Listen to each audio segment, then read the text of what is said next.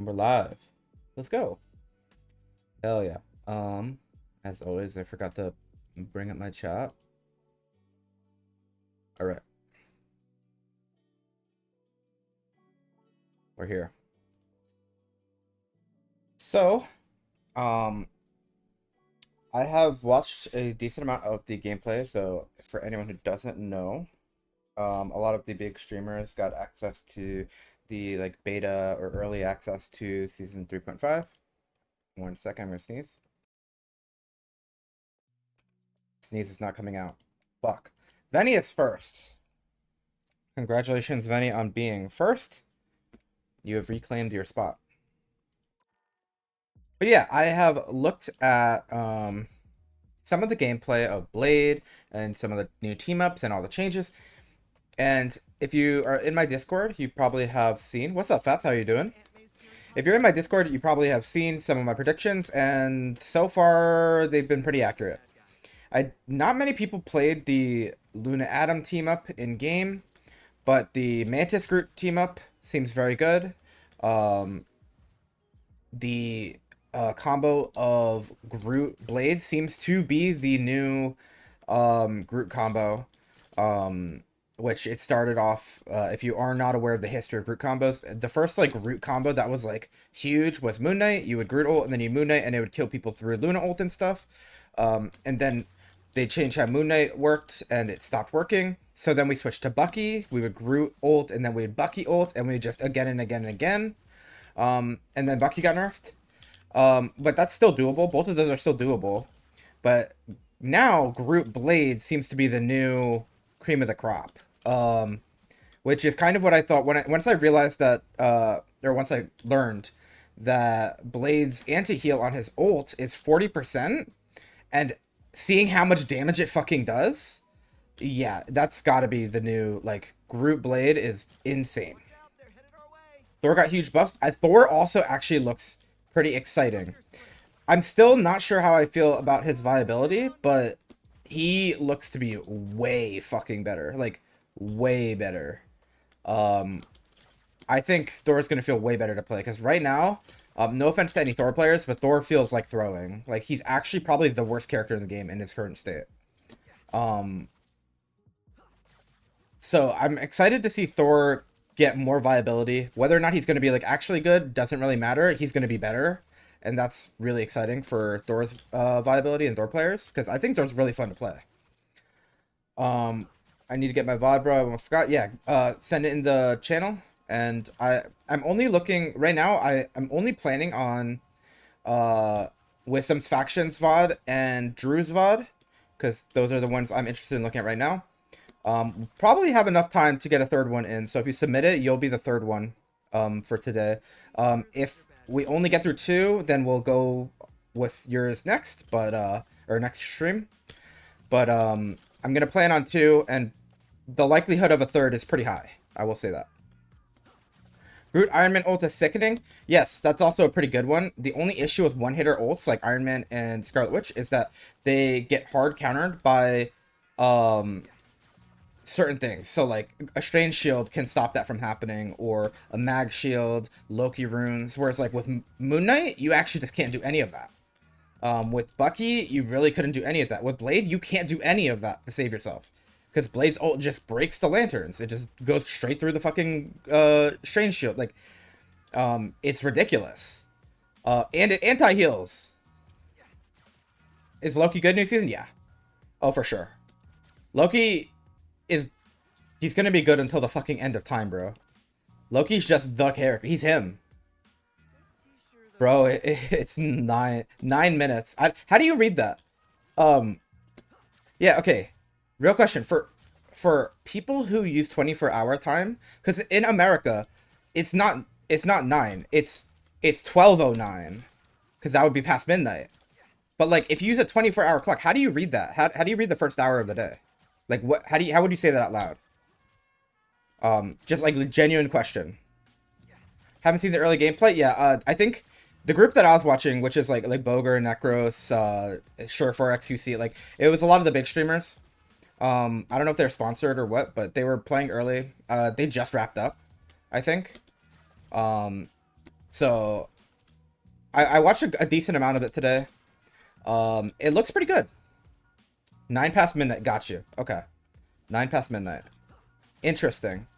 Because you could also say that with 12-hour clock. Like 9 past midnight is exactly how you could say it, but you could also say it is 12:09. But when you don't have like 0:09 does not sound right. But yeah, 9 past midnight, that makes sense. That translates very well. Moon Knight, yeah, Moon Knight group back season 0 was nasty. Yeah, I remember that was kind of like, because I actually wait, that was season 1.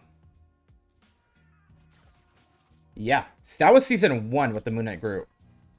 I think it probably existed in season 0, but I remember it was really popular in season 1 because in season 0 I played Mantis, and then I remember in season 1, I saw everyone doing the Moon Knight group, and I was just like, I need to find the fucking Moon Knight duo. Because that was when I started playing a lot more Guru in season 1. Stick around to the end of VODs. VODs will last a while, so if you need to sleep, then just go to sleep, and you could watch the VOD later. Because if I'm doing VODs, because I normally like have a little bit of a discussion at the beginning, so it'll be like maybe like 30 minutes of just talking about season 3.5, and then I'll do VODs, and like if I start with your VOD, which I probably will, it'll be like 2 hours from now by the time it's done. So it might be better if you get good rest earlier and then just come back to the VOD later. That way you aren't staying up like crazy late, you know what I mean? But you do you. I'm just letting you know that it could be a while. What does Blade's ult do? Okay, so Blade's ult, how do I describe this in like Rivals terms? I don't know how to describe in Rivals terms, but he does a dash. He charges it up, I'm pretty sure. And it like gets a longer reach. So it charges up sort of like Bucky Hook, where if you tap it, you get like a little distance, but if you hold it, it gets a long distance, right? So Blades is sort of the same thing, and it has like a big area. And then he dashes through the entire thing. So he'll basically teleport from here to here, and Blade will end up on the other side, and the entire distance, he does like a flurry of slashes. So kind of like Spider-Man ult or some shit, where it's just like, it just does a bunch of damage, like very fast ticks. And also, anybody who is hit by it, I don't know if they walk into it if it affects, but anybody who is hit by it, at least with the initial dash, gets anti-healed for 40% reduced healing. And it does a lot of, like, I'm talking his ult alone, just his ult. I don't know if it gets more damage when charged, but a fully charged ult, from what I saw, does like, I'm gonna guess 200 to 250 damage. Like, he can, so what I saw was Invisible Woman can ult herself. Blade can ult through her and start hitting her, and he can solo kill her. He can just straight up kill Invisible Woman in her ult. Alone. And with like assistance, he can kill Cloak and Dagger and Luna, which Cloak and Dagger and Luna, he can't solo kill with just hitting them. But like, he does enough damage that with team assistance, like if you have another DPS hitting them, they're killable. Super killable. But that's what Blade's ult does. I grind 2 a.m. to 5 a.m. live. Yo, I'm just making sure. How much damage? 1 out of 10? Yeah, I think it does over 200 damage. The ult alone. And then he's not like locked into it or anything. So you dash and then you can start wailing on them as well with your normal abilities. Her Blade ult, like Moon Knight ult or something? Kind of. It doesn't do that much damage. So the difference is Blade's ult does a lot of damage very quickly. I mean, so does Moon Knight's. But Blade's ult applies the anti-heal, as well as hitting everything much faster, and it's more consistent damage. Whereas like Moon Knight's ult, it does a lot of damage, but that's all it does. It just does a lot of damage, and it's kind of RNG. Totem on Loki gonna be cooking. It's gonna get cooked by Blade's ult. Yeah, 40% is fucking crazy. I thought it was gonna be like 20% reduced healing, or like maybe 30. 40%, like cutting healing in half is crazy. Bucky Blade will be nasty. So, okay, hear me out. This is what I wanted to talk about earlier. So, I think the combo here. So, when you're hit, you're stunned, you can walk out of it. Yeah, you can walk out of it. So, it's not like a... like the whole... Like, the damage goes over, like, 1 second. Like, if you don't have a dash or something, it can just kill you. Um, but you can walk out of it. So if you ult somebody like a Psylocke and she just dashes out of it, she's not gonna die to it. But that's why I think comboing with Groot is insane, because all the things that you normally would pop to prevent yourself from dying to Groot ult, Blade can just kill through, right? So it's like Luna ult, any support ult, it's like Blade can reduce that healing, and if your team is focusing them, you can still get a team wipe through those ults. Um, yeah, as a support main, you're gonna hate Blade. Yeah, oh yeah. Um, yeah, so you don't get stunned or anything. But yeah, the Blade ult, it just breaks the rune, like, instantly. Like, you can Loki rune the Groot ult, and Blade's ult just breaks it, like, instantly, and it'll still kill you through it. It's ridiculous. Also, fun fact, if you are not aware, I don't know if this was in the trailer, but when you pop your ult as Blade, it plays the fucking Blade music. Like that badass fucking tune. It plays that every single time you press ult. It's actually sick as fuck. Yeah, no, it's actually like I saw that happen and I was like, oh shit, dude, this character looks fun as fuck. Like it's like so immersive. You just pop your ult and you hear the dun dun dun dun dun. Like it's fucking crazy. Okay, but so what I was seeing, and this is kind of exactly what I was thinking. So there was a couple things that I noticed with the new team ups, with Blade being played. And obviously, like, this is just like the pre-test. Things can even change. Like, they changed Ultron before he was released. But there's a few things that I noticed that I think are going to be really big going into Season 3. Point 5. So, the first thing is Groot, Mantis, and Blade. I think this trio is going to be insane. The question is, how do we fit it in a game? Or into a comp, right? So, the reason why... So, let's break it down a little bit. Those three characters in a row, right? So, you have Groot, and I talked about how Groot Blade is like a great combo. You Groot ult, Blade ults, they all die. They pop Luna ult, they still die. Like, it's insane, right? And the reason why you put the Mantis in is because, first of all, you get the team up. So you get this extra wall that heals. Now, since this team up heals, and it's Groot's team up, Groot's going to build ult charge way faster. So there's two reasons. So I can put my ult back here with my team. They can all get healed. My backline can get healing. And some supports, like Invisible Woman and Loki, for example, are not very good at healing themselves. Like, they have to just sit invisible or rely on their other healer to heal. So now they have a little bit of a healing totem. It's kind of like Ultron, right? So now you have those supports who can't self-sustain that well, getting healed, and Groot is the one getting ult charge off of that. So that's gonna, it's like a battery for Groot's ult. And that's gonna be insane. On top of that, Mantis pairs really well with the double ult combo, because now imagine if you just Groot Blade ult, and they have a damage boost. That means that Blade's ult and Groot's, like, if you damage boost Blade and Groot, that probably just kills people, like, straight up without any, like, if you just pop your ult and don't hit them, like, normally I would be doing this, right? Like, I'd be hitting them. If you don't, they probably still die. With just the damage boost, right?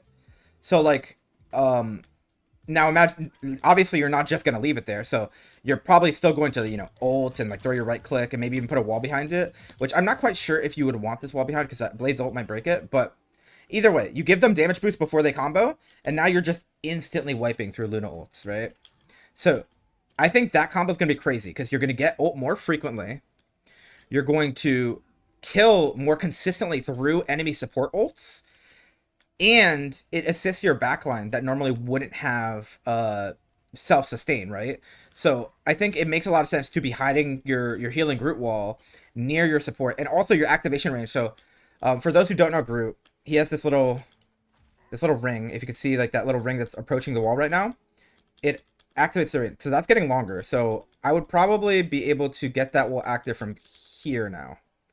Yeah, from here, that's probably around the new range. So I can be this far away, so my wall can be like back here, and my supports can all be like chilling around it, getting healing, and while they're healing me, and they have a little totem that heals them, I'm getting ult, my Blade is getting ult, my supports are staying safe, and we have this ult to combo, and it doesn't matter if they support ult, right? What's the range on the heal? I actually don't know. It looked like you had to be relatively close, but I would assume, actually I'm not sure. I would assume it goes through walls. So, like, for example, Groot's iron wall. So if I put my wall here, and it's like, you know, on this side of the wall, well, okay, it's popping through. Let's just make it, just so for the point of example, it is completely on this side of the wall. As long as it's there, I'm still gonna get shield, right? So I can hide it, and I'll get shield from hitting things. I think it might be the same. So I can sort of just put it in there. My supports can like play over here, be healing me, have this cover, and my wall never risks breaking.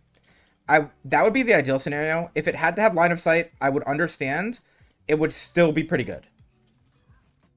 Do you think it's getting banned more? Yes. Oh yeah. I think so. Okay, there are a few things that changed. So I'll talk about the bans in a second. But yeah, I think the Blade Groot Mantis is going to be a very good combo. But the question is, how do we fit it into another comp? And I think this actually might be a situation where you do run solo tank. I think you would run the triple healer and double DPS, because Blade as a solo DPS doesn't seem very good. He's very close range. His long range is really bad. He has a sword and a shotgun, so obviously his long range is bad. So I imagine you'd run it with like a Phoenix or a Hela. I think a Phoenix makes a lot of sense, because Phoenix also, or a Widow even. Honestly, a Widow I could see, because you're already running the Mantis, and Phoenix and Widow both very heavily benefit from damage boost. It changes their time to kill quite a bit. So, for example, with Phoenix, unlike Hela, Phoenix can't kill this with a body, right? That's probably killing with a damage boost. Even from like mid range, like even like this range is not a kill. But with a damage boost, that is. So, I'm thinking that if you were to run like a Phoenix or obviously a Widow for similar reasons, this isn't a kill. But with it, well, obviously that's not a kill because I quick scoped it. But with the Mantis damage boost, that is a kill. So I think there is potential to run something like that. Have the solo tank Groot. Solo tanking Groot is a little risky. You have to make sure like Wolverine is banned. And Groot does have some other situations where it's kind of rough for him to play into. Especially because like Punisher is so good right now. Squirrel Girl's seeing a lot more play. Things like that. So there's something to keep in mind. But I do think that Mantis Blade Groot is going to be like a really good combo.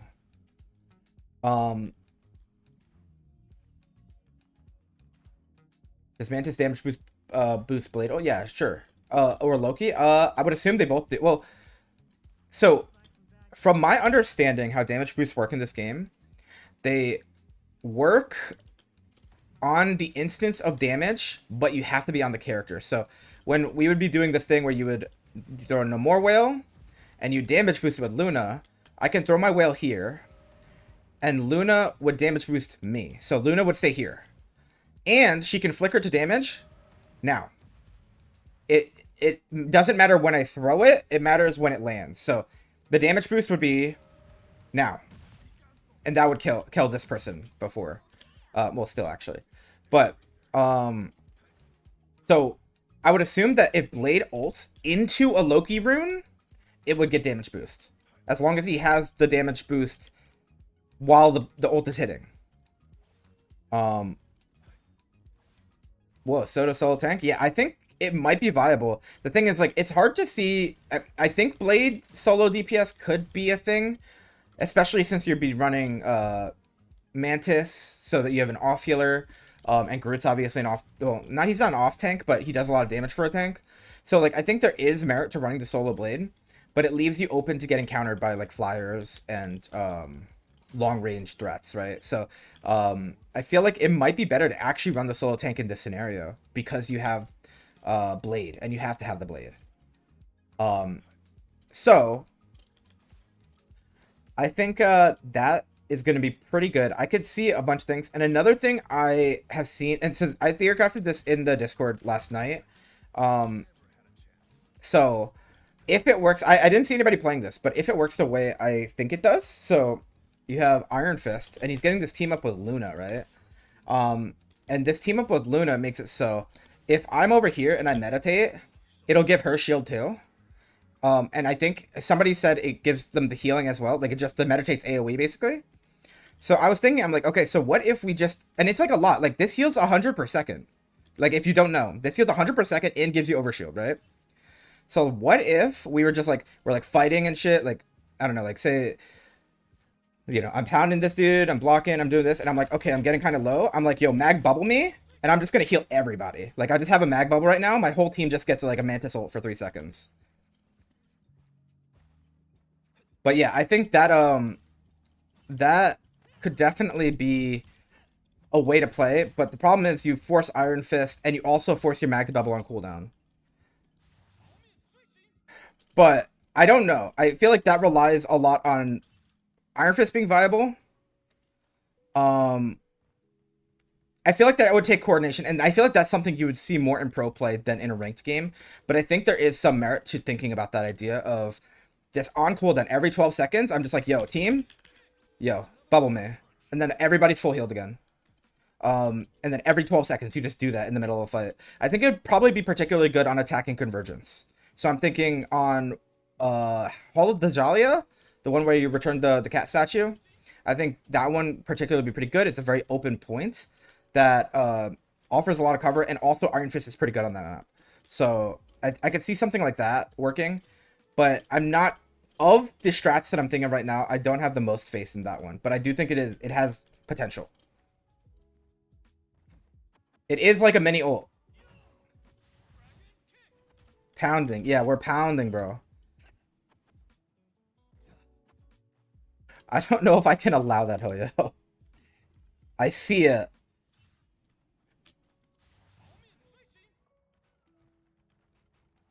Iron Fist solo healer. Okay, honestly, okay, no, I'm not even gonna humor that.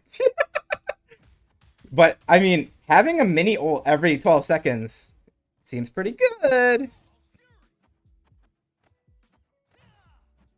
4 DPS, 1 tank, 1 Iron Fist. Why even have a tank at that point? Wait, no, you have to have the Luna. You need a Luna for the team up. So you have to have, you'd have to go, no, yeah. Okay, wait, hear me out. 1-1-4-1. You go Magneto, Luna, and then you have 4 DPS, and one of them's an Iron Fist.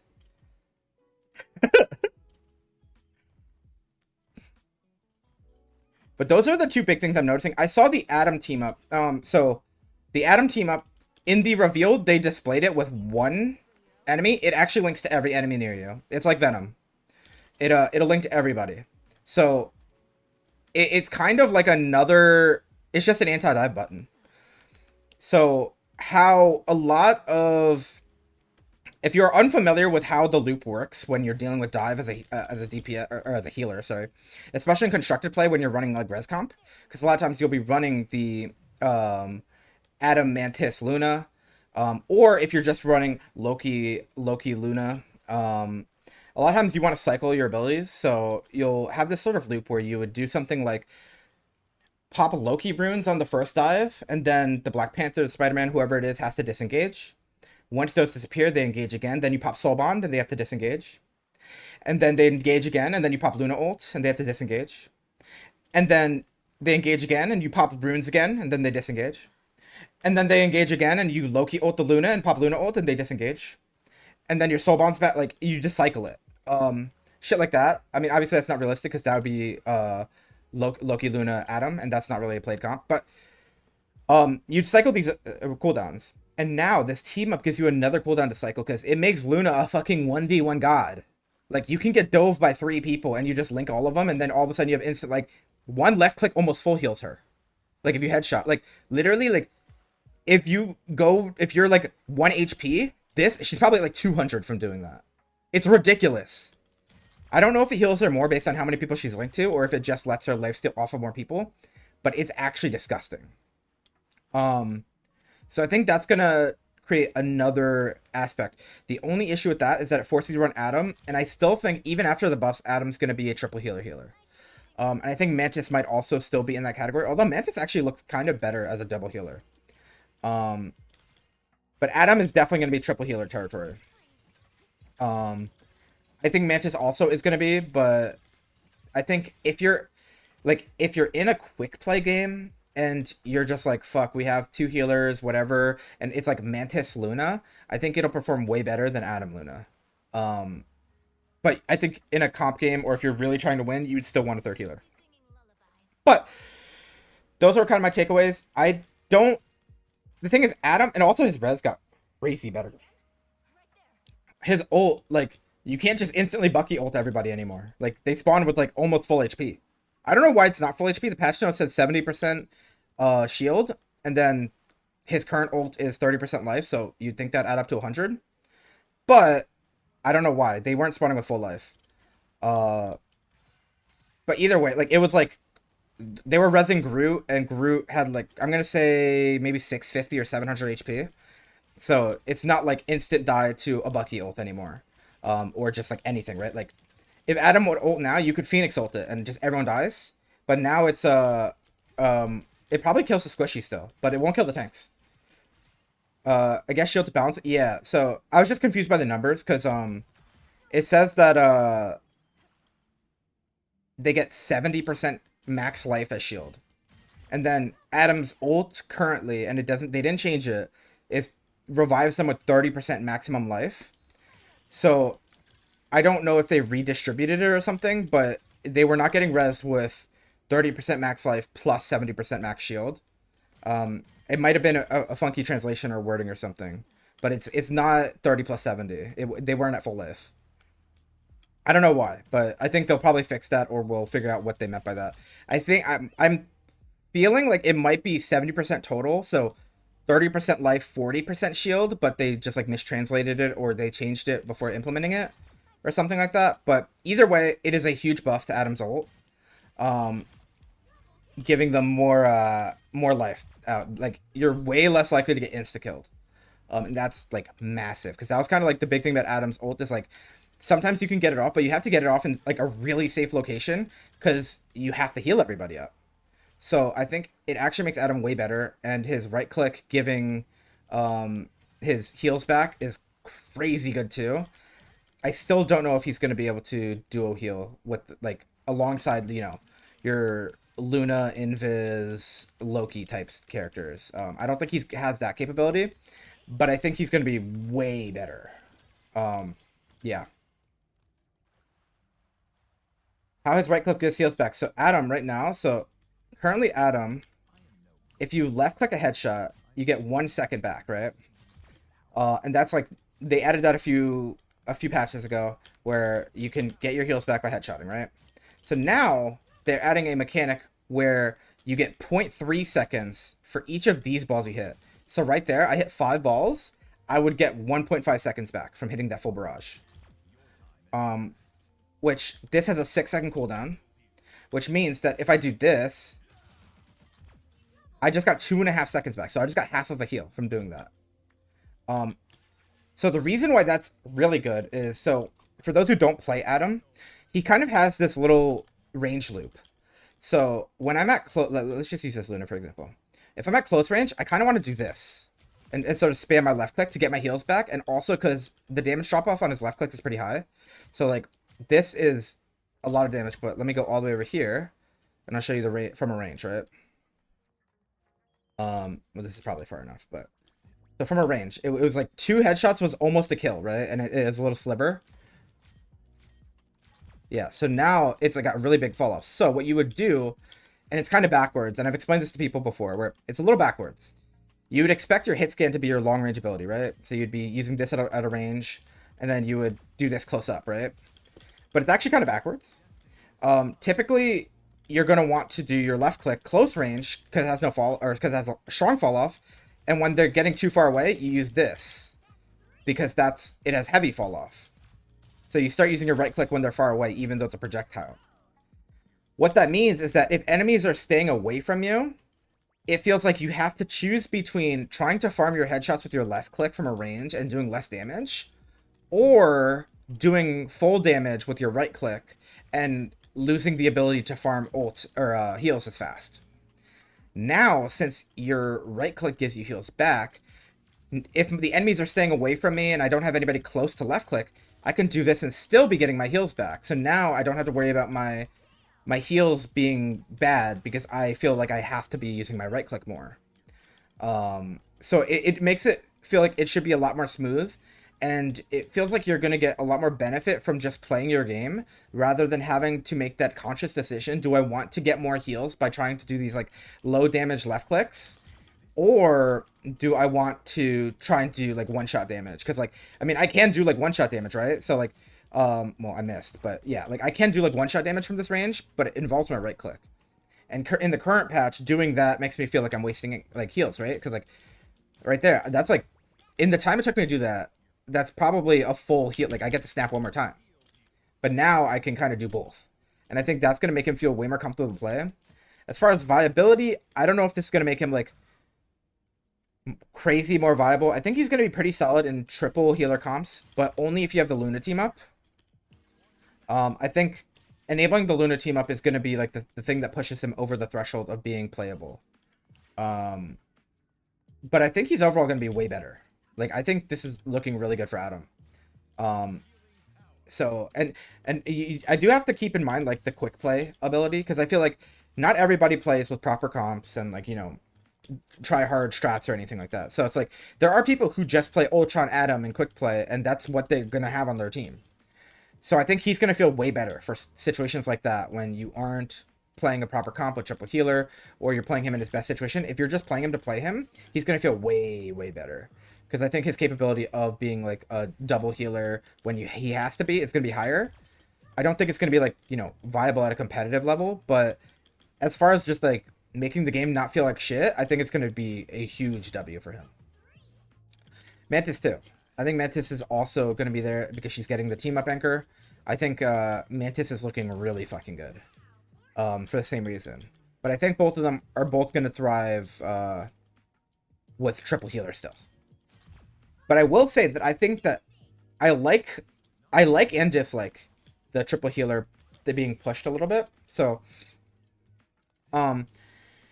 it feels like they took away res comp, and while that is kind of like, you know, like a downside of lowering the viability of these characters, and it's sort of like, okay, well, now you're giving these off healers team ups that are still going to require triple healer, right? So I feel like, and I might be wrong on this, and I would like to be wrong on this, but I still feel like if you're picking Adam, Mantis, or Ultron, and kind of Jeff, you will still need 2 additional healers, right? And if that's true, it might not be true. I'm gonna accept the fact that that might not be true, but let's assume it is for a second. If that is true, then we have a lot more viability, because like right now in the current patch, if you're playing triple healer and you just want 2 main healers and an off healer, the obvious choice is kind of Ultron and maybe Mantis if you need to enable like a Widow. Or you play triple like main healer, right? So you run like Loki, Luna, Cloak and Dagger or something like that, right? But a lot of times the third healer is Ultron, just because he has a lot of lazy healing and he supplements a lot of the heal. So for example, like what I was talking about earlier with Invis and Loki being not very self-sufficient, they require the other healer to look at them. It takes a lot of pressure away from your other main healer.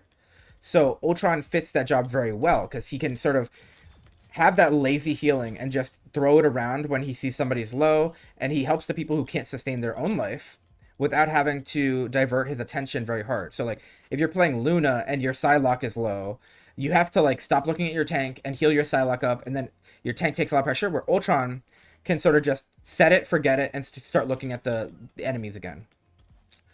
But now that Adam and Mantis are both seeing pretty good buffs, and I think a lot of viable situations, I think that it increases the viability of other triple healer comps. So although a lot of people, myself included, don't really like the idea of having triple healer be like the mainstay meta, I think that it is nice that if we're going to be doing that, we have more options.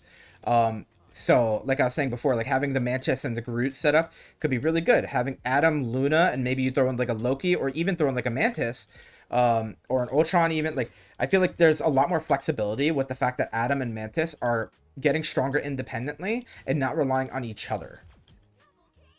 So I think that's really helpful. Zen, yeah, pretty much like Zen. That's pretty much how Ultron functions.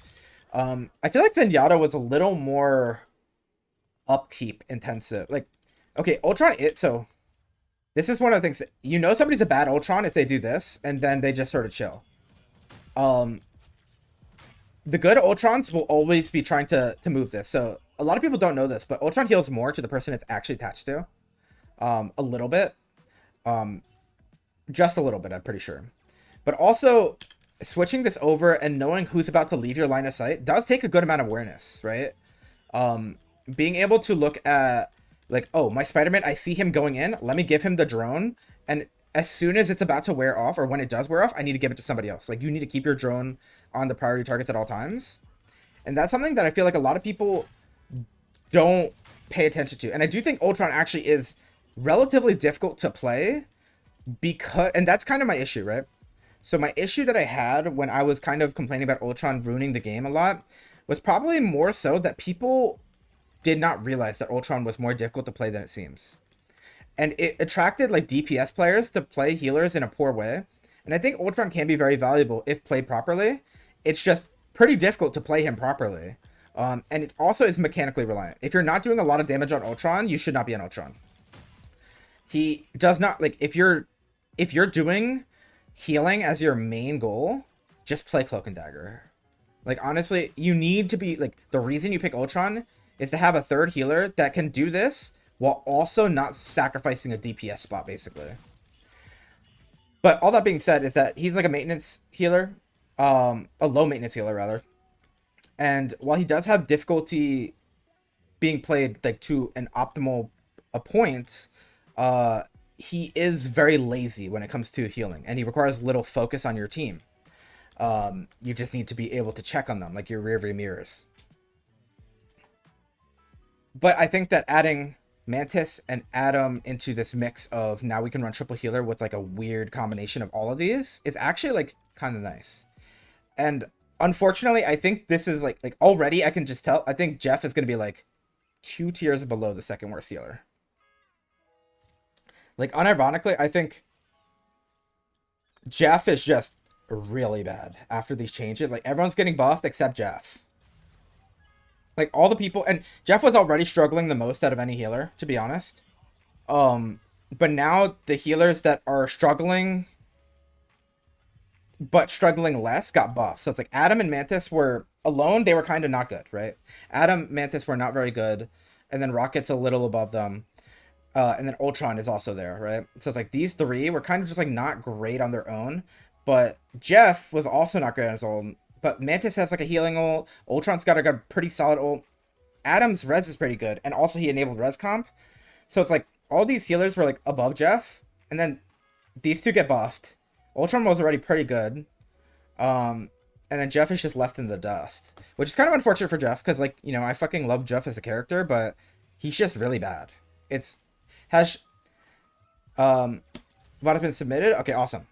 Has Sharknado nerfed? So they nerfed Sharknado a little bit ago, halfway through season 3, right? Was that season 3? Did they just? No, 2.5. They nerfed it in 2.5. They nerfed Sharknado and they nerfed the Hawkeye team up, with Luna. And I still think Sharknado is decent. I think it is still playable. I don't think it is good enough to force the Jeff, though, to be quite honest. I think he wasn't there. Yeah, so Sharknado got added and it's kind of terrorizing people. Storm was getting banned a lot, and that also means that, like, Storm was just good in general. She still is. Storm is just good in general, but the team up was good enough that it made it so, like, you kind of had to ban Storm because it just countered healer ults so well. Now Storm is not perma banned. She's still very strong and still sometimes banned, but like she used to just be banned in like every game because of that team up. Then they nerfed it, and it's still playable. It still does its job, but it's harder to use. It I believe has like a tighter threshold of damage or something. I don't remember what it is, but they nerfed something about it. And it made it so people played it way less. And the thing is, like, Jeff has never been good. Well, since his rework, right? So Jeff wasn't good at the time. Jeff was only good because of the team up. So once they nerfed the team up, it kind of felt below that threshold of like, oh, this is a good enough team up to play Jeff into. And that now it's below the threshold. Like, you can still play it, but it feels suboptimal, to be quite honest. Especially because people learned other counters to it. So, for example, like, Captain America's ult just completely counters the Sharknado. Um, Invis ult can counter it a little bit.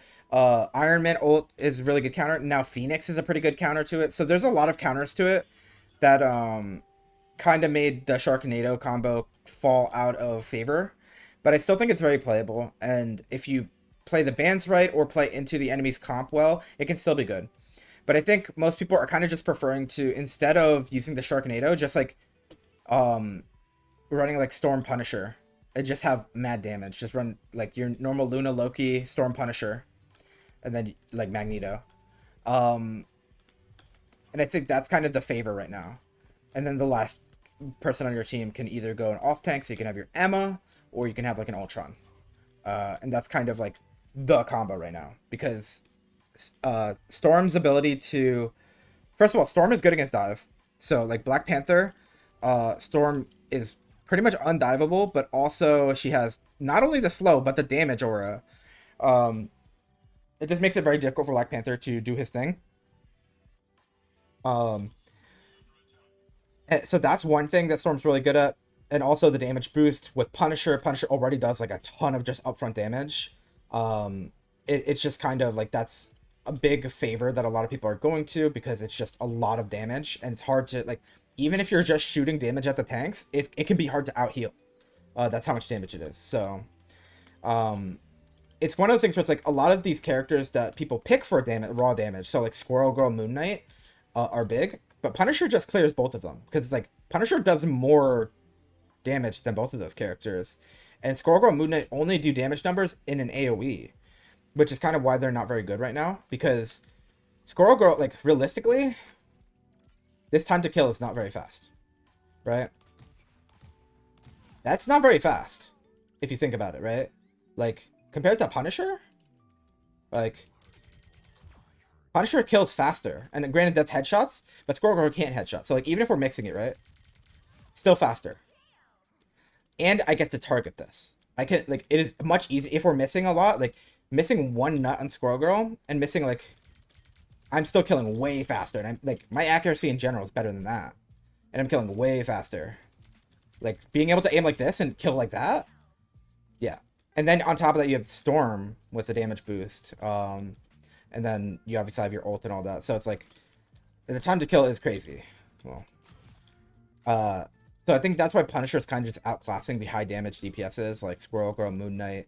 Hawkeye's a little different because he is a one-shot character, but he's still kind of getting outclassed right now. Iron Man's up there as well with high damage. Namor's pretty up there with damage. Phoenix gets away with it. Phoenix and Torch get away with being high damage characters that don't get outclassed by Punisher. I will say that. Both of those characters are busted. But yeah, I'm expecting to see like kind of the same DPS lineup, except for the teams that are working with Blade. I also think we might see more Widows, to be honest, because I think Widow's actually underrated right now, and I think the fact that Mantis is probably going to see more play, it's going to increase the play of Widows. And I think I have a feeling. So there's a prediction. I think people are going to like start complaining about Widow. I think Widow's going to like become, I don't want to say a problem, but I think people are going to realize Widow's better than they thought she was, to be honest. That's my prediction for season 3.5. I think Blade's going to be an issue. I think Blade's going to be like, Loki might be permabanned. I think Blade is going to be banned a lot. I also think Luna might be catching bans. I think this might be the time where we start banning Luna a lot more. I think Blade's going to see bans. And I think a lot of the other common bans, so Torch didn't get touched. I think Torch is still going to be banned. I think Emma is still going to see bans. Although I think Emma does pretty well into Blade, probably. I think Emma's going to see some bans. I think Root's going to see bans again. We might still see Hela and Phoenix bans. Maybe even Punisher. I think on low rank, we're still going to see Penny bans. But I think the bans aren't going to change that much. I think Blade is going to get added up there. Root might be introduced as a upper ban again. And then everybody else is probably going to be around the same. Luna might join the ban again. Do you think Emma Diamond Form can cancel Blade ult? I'm actually not sure. I don't think it can cancel it, but it might be able to catch him in the dash. So I think it's kind of like a Silex dash. I don't think it's like a blink. Like I think it does have a travel. It's just really fast. So I think if Emma like dashes and meets him in the middle, she'll cancel it. I would imagine. I'm not 100% sure on that, but that's what it looks like. Um, Also, something to note, in case you guys didn't know, Blade has a parry, and it makes him immune to CC for the first like half second. So if he times it, he can parry CC. Like everything. Literally everything. Like Agamotto, he can parry that shit. He can survive Iron Man with it, by the way. Blade's parry makes him take like 90% reduced damage or some shit. Like 80 maybe. But he survives Iron Man ult. He survives fucking Scarlet Witch ult. Everything. But it has two mechanics. It does like it's like Diamond Formed where it does like a huge damage reduction for like the full like 2 seconds or whatever. And if you pop it like right before you get CC'd, you can dodge all CC. Like Mantis Sleep, Luna Freeze, Emma Chokeslam, Agamotto, all of it for half a second. Or not for half a second, for the first half second of his parry. If you time it like an actual parry, you dodge the CC. And then you can hold it for like, I think like 2 or 3 seconds, and then you get damage reduction during the whole thing. So, it's pretty cool. But I think those are my big predictions for Season 3.5. I'm kind of excited. I mean, obviously, as a Groot player, I'm excited to see Groot getting a good amount of buffs. I'm not sure how excited I am for the fact that he is getting so strong. I feel like he might be seeing more bans, and then I won't be able to get to play him as much. But I'm excited to see it because I think Groot's going to be pretty freaking good. All right, I think that's the app. Let's look at some odds. I did not prepare these. So let me get my notepad up. Also, I didn't make a spreadsheet. I failed. I didn't make a spreadsheet and I didn't set. Okay, after this stream, I'm going to, before the next stream, try and set up at least a document, like a spreadsheet, to log reviews. That's going to be my main goal. I'm going to set up Epic Mouse so I can have a pen over the overlay and see how that works. I don't know if that's going to get done by next stream, but I'm going to try and get spreadsheet done next stream. And then also, I need to see about uploading the VODs to YouTube. Those are the 3 goals to upgrade this stream in the near future. I think I did a test upload of just a random VOD on YouTube, and it seemed to have uploaded fine. It didn't give me any restrictions of how long I can have it and stuff like that. I'm gonna look through that, make sure the quality's fine, and make sure I can like segment it, because it'd be super easy if I could just take like the entire VOD of the stream and just chop it up, be like, oh, the first 30 minutes is just Yap session, the next 30 minutes that's this person's VOD, next like hour is this person's VOD, and just chop it up. So if somebody wants to look at their VOD in months from now, and like say Venny is like in 5 months is like, oh, I want to see where I was 5 months ago, like let's see what we were looking at then. You can look at that VOD, go straight to the section that says your name, and be like, okay, so this is what we were working on, and then you could see like, oh, look at how far I've come in these 5 months, right? That's kind of the goal, where you can look at the things and see what you've improved on from then, and what you might still need to work on that might have been a problem that's like a long-term issue. And I think that's something that could be very beneficial if you're trying to improve. But Twitch VODs, so right now, almost all the VODs actually should still be on Twitch. But even with Twitch Turbo, VODs delete them, they explode after 60 days. So in 5 months, if you wanted to look back and it was only on Twitch, you wouldn't be able to. So that's why I'm trying to move things over to YouTube. And I guess I might as well just make them public, because if I'm going to stream publicly, I might as well just put the VODs public. And maybe other people who weren't here for the stream might find that helpful for themselves. But yeah, I'm gonna try and do that process. It's a little bit not difficult, but it's a little bit of work on my end, so bear with me while I try and do that. Should do TikToks too? Maybe. I think that might be a step down the road, but I have considered that, doing TikToks or YouTube shorts or something, and branching out. But right now I think I'm going to try and keep it simple, moving over to YouTube. And like obviously I'm just literally one for oneing the VOD to YouTube, right? I'm just uploading, like Twitch can do that without having to download it. Like it can just export straight to YouTube, and that's what I'm gonna do because I am not committed enough into doing this. As much as I have a passion for this and I really love doing this with you guys, I'm not committed enough. It's not my income or anything to putting in so much effort to branching out that much. But I am trying my best to put in as much effort in my free time as I can to making this experience better for everybody.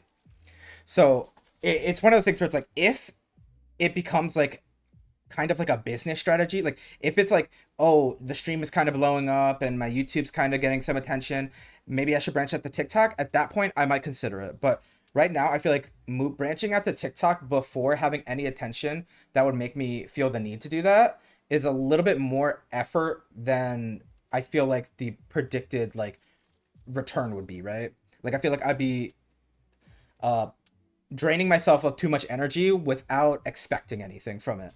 So I'm gonna hold off on TikTok for a bit, but I am willing to do the steps towards YouTube because I feel like it's not for networking purposes. Like the reason why I want to put my stuff on YouTube is not because I want to get recognized on YouTube. It is because I know that my VODs on Twitch are going to disappear. And for the people who do appreciate what I do, I want it to be there for them when it does disappear, right? So I'm doing this strictly because I want it to be a better experience for the people that watch me and who appreciate my content, rather than I want other people who wouldn't normally see me to see me. Because really, it's not about the popularity, it's about making quality content. And if I get popular, then that's a different story, right? But really, it's just about doing the best I can at what I do. And that's why I kind of want to branch out to YouTube and make this spreadsheet sort of thing and make it sort of like a more appropriate experience. And I'm just trying to be as good as at what I do as I can. Okay, so let me look at the submission. So we have, okay, there's Venny. So let me mark these down real quick. Venny. So Venny, I may not get to yours today. I probably will, but I don't want to make a promise. So you're gonna be like last in line. Um, just so you are aware, if I do only do two VODs and it gets cut off, you're gonna be the one who gets shafted a little bit, just so you know. But I will try my best to get through three today. Just letting you know that you're gonna get the short end of the stick if I only get through two.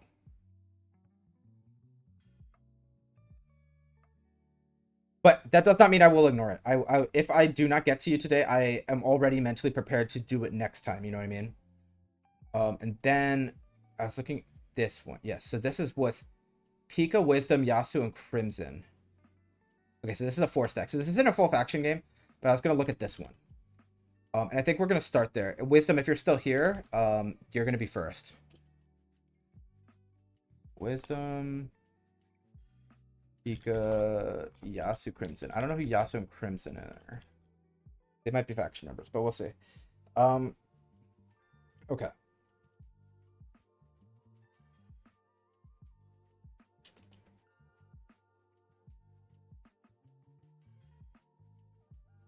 Oh wait, no, I've seen this. I've seen this. This is when you're aura farming. Yeah, wait, I've seen this. Okay, is there another one we could do then? Okay, then maybe we'll do a different one. Okay, we'll do a different wisdom game then. Okay.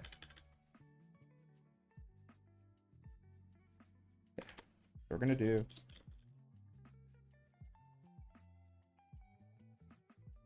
Yeah. So we're gonna start with wisdom, then do Drew, and then Denny.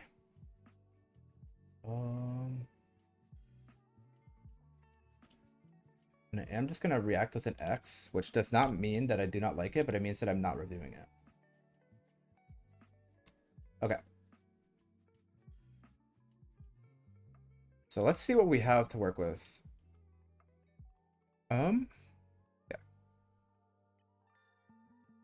Okay, we have Spider Islands, 14 minutes. And if I recall correctly, let's see. So this says play Magik. I play this game at 3:44 a.m. So I tried my best to lock in. I played good, but I want to know small things that I can improve on and big things. Okay. So we could look at this. So I mean, we're already looking like we're playing hot. And games like this are interesting because I mean, it looks. I mean, not one-sided. I wish it doesn't tell you your team score actually, which is interesting because like I know the duration, so I know this probably doesn't go into overtime or like round three, but I wish it would tell me like if it was like 6-3 or like 5-4. Like I wish it would tell me, but I mean it'll tell me if I do this right. If I just yeah, so it'll tell me it's 2-1. Wait, this is a 2-1 14-minute game. Okay, but um, so just looking at this, I think we play Magic the entire way. Yeah. Okay. Playing Magic into Thing is interesting. Thing and Emma. Um, so we do have to be careful about playing around them. Okay. So when we're looking at Magic gameplay, and it does look like you were obviously doing pretty well, but there are a good amount of things to note. Like even before looking at this game, there's a lot of things I'm looking for because Magic is a character that requires a lot of character knowledge to play well. Um, because she does have a lot of matchups in a way that like you have to play differently around certain characters. So for example, you have to play differently around Thing. You have to know his cooldown of his slam. Um, you have to pay attention for that. You have to play different on Loki. You have to know his lamp cooldown. You have to know to put demon on the clones. And then there's a lot of other characters that are similar, right? So like Rocket, you have to play differently around. Iron Man, you have to play differently around. Torch, you have to play differently around. There's a lot of characters who you have to play a little differently as Magic because her interactions from each character is not the same. Like some characters, so for example, let's say Hela, someone who's pretty simple, right? Hela does not particularly care about a lot of different matchups, whether it's a Namor or a Punisher or Magic or Squirrel Gore or Psylocke. The biggest thing she has to worry about is how much mobility they have and how much health they have. Um, and it's just like how much of a threat can they pose to me exactly, right? It's like if it's a Psylocke, maybe I have to worry about somebody being right next to me at all times. But for the most part, Hela can kind of just play her own game, and everybody's a little like you can kind of reduce the game down to everybody's a health bar.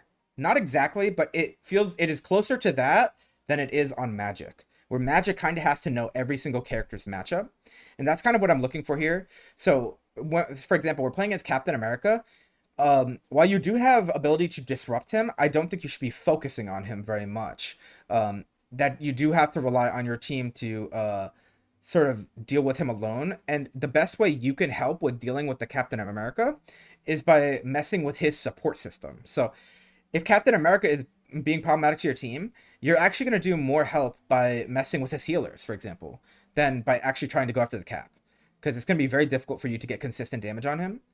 Um, and also, so like, they have a Psylocke. So kind of a similar deal. Psylocke is not a character that gets a lot of value from just being constantly in line of sight of her healers. Well, she can. A lot of times Psylocke's going to be looking for those off angles, and you can contest her on those, or at least flush her out of those locations, because she's a 250. You can threaten to kill her.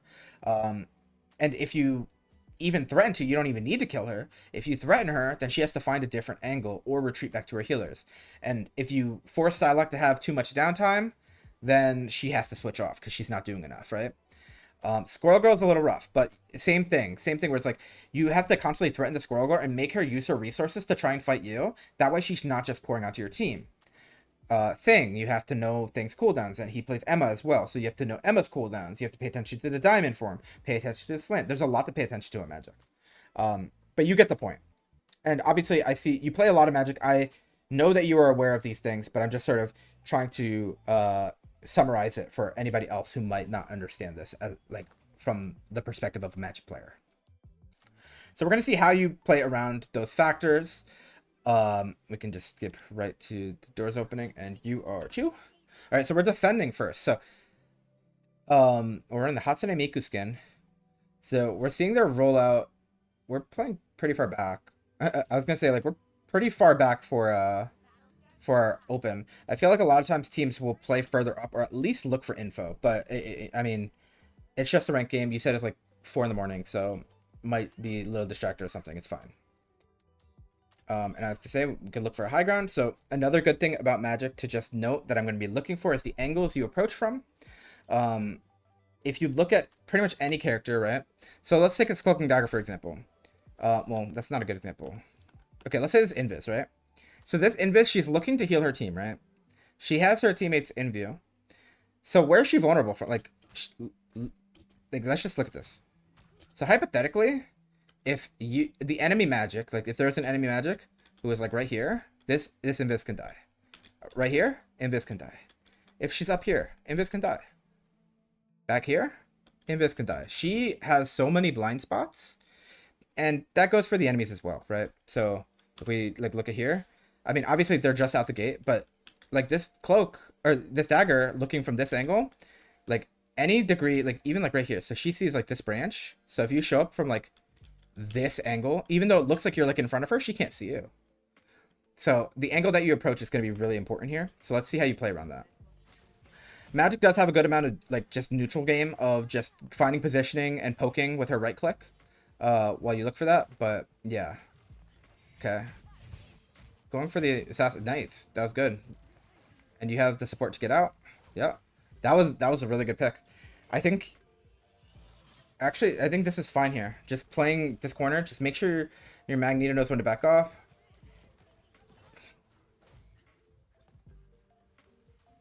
I think we should be looking for this Mantis instead of this Emma. Nice bubble, but nobody wakes you up.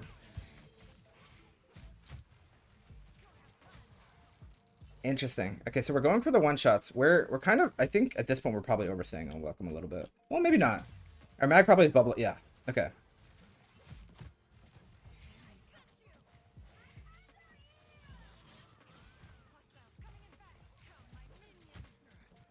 I mean, I think staying in this far is fine. I think I mean, as long as you are aware that you're line of sighting here, right? Like, you don't need to be in line of sight right now because you're overshield, but as long as you're aware that being behind this card is line of sighting. So you're safer. Right now, you are actually safer in this position than you are, like, where it seems like you're behind cover.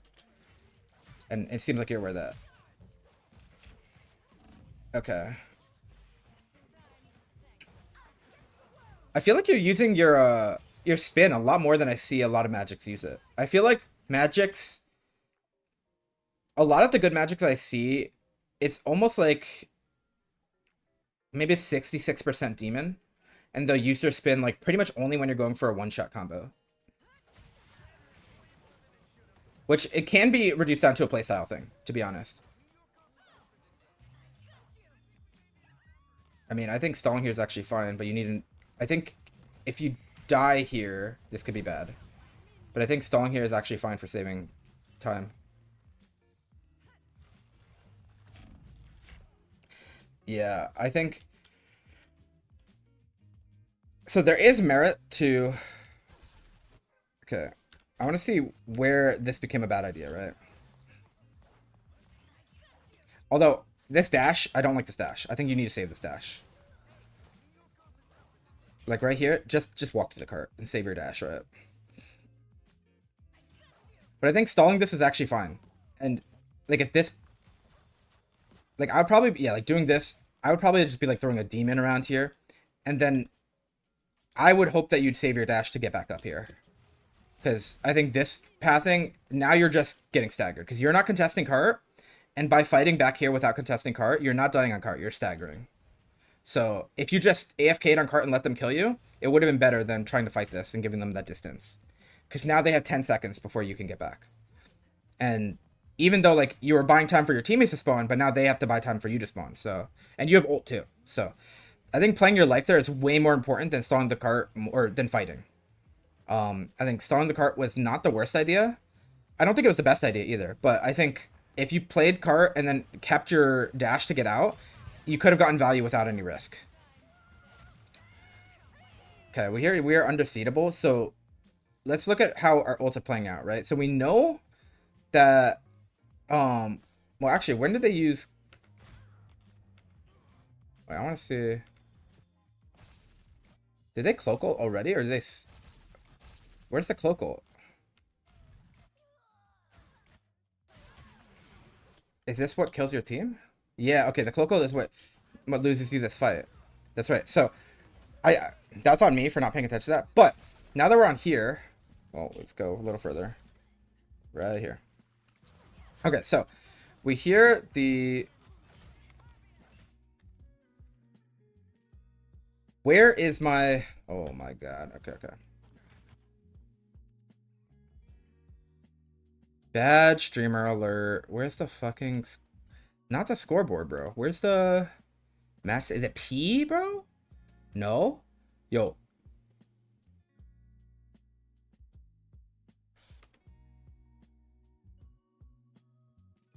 Control panel?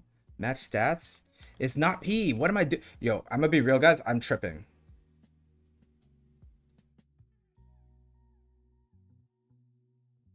How do I get my how do I get my HUD back? Chat. Chat, how do I get the names back at the top? But the point is, you hear we are undefeatable, you know they don't have Cloakle, and their other support is a Jeff. So as soon as this Mantis ult ends, which it does end here, I'm trying to pop Darkchild. And while the Mantis ult is going, I'm probably looking for a position to pop the Darkchild. I'm gonna be real with you guys. I'm just gonna... What, 446? I'm gonna get better at this one day. I'm gonna get better. But we're gonna go to 446. I don't remember how to get my HUD back. That's so embarrassing. But we're gonna look here. No. So we're gonna look here. There we go. Right here. Okay. So right here. We know this Mantis ult is going up, right? And we have our Cloak and Dagger ult. So we have no risk of having to protect our team here. My first instinct right here is I want to get on high ground. So let's go back a little bit to when they pop the Mantis ult. So right here. So we are undefeatable. At this point, I'm immediately ditching this. This cap is not going to die. Once we hear the Mantis ult at all, this cap is not going to die. We cannot kill this cap. The only way... So if we look at our team's resources, right? This cap can die. And there's a couple of ways this cap can die. Either we pop Darkchild and we one-shot the Mantis, or we pop Magneto ult and we one-shot the Mantis. I don't think it's viable to pop the Darkchild on reaction like this and hope to one-shot the Mantis, even though it's possible. I don't think that's the best option here. But if we're communicating with our Mag to see if he's going to ult it, then we can figure that out. But I think because we're going to react with this Cloak and Dagger ult, so this is fine. I like this because it makes our decision-making really clear. So from here, what I'm looking to do is I'm just ditching this cap. This cap is not going to die. It's going to be a survive fight. We're just going to stay on cart and stall it. So as Magik, what I'm looking to do is path either up here, which this might not be the best angle since it's forward facing, but it's not a bad angle. Path up here, which this is a good angle, or to path up here. Either way, I want to be able to get the drop on them. In this particular situation, my instinct would tell me to go, let me take this jump pad and portal up here and probably put a demon like here to cover my back. And then wait for the Mantis ult to end. As soon as the Mantis ult ends, or like you count, once you hit like 7, because the Mantis ult lasts 8 seconds, but as soon as it's about to end, you pop the Darkchild. That way it lines up like right as the Mantis ult ends, you're in form. Like you pop it before it ends, that way your animation is covered by the Mantis ult, right? And then you just go ham. They have nothing for you. They even lost the bubble here. So if this is like a perfect opportunity, they're setting you up for Darkchild. You know they have no answer.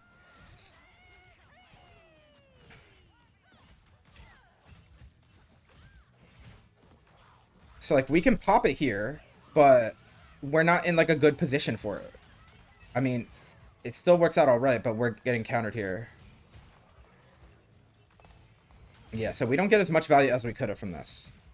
And I think the reason for that here is, so let's look at the position. Look at when we pop it, right? Okay, look at where the team's positioning is here. So there's a Jeff ult.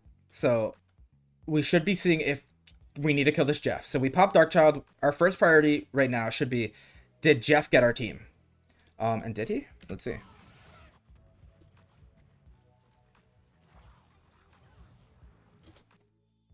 How many did he get? He got... I think... He got both of our healers, right? If you do nothing but kill this Jeff, you won the fight. He has... If this Jeff kills your healers, you lose. It doesn't matter. You can kill half their team. Like, if you kill this Cloak and Dagger and you kill the Squirrel Girl, and Jeff kills both of your healers, they're still ahead. Actually, not really, but they have a Mantis still, and you don't. So I would that would be priority number 1 for me. So let's see where you go and where the Jeff goes, right? So you're looking for the team, and you get ulted. Jeff gets both your healers, so now it doesn't matter. Like, your value, you are no longer playing to win the fight. You are playing to buy time for your healers to come back, right? I think you had the opportunity, and I think this might have just been a poor communication by your whole team as a whole, right? Because right here, once Jeff gets that swallow, and he's already, like, by the time your ult pops, he's already got your teammates. So, and it's very killable. Like, you just jump down, like, a spin and a left click kills this Jeff, probably. And if it doesn't, then a dash does.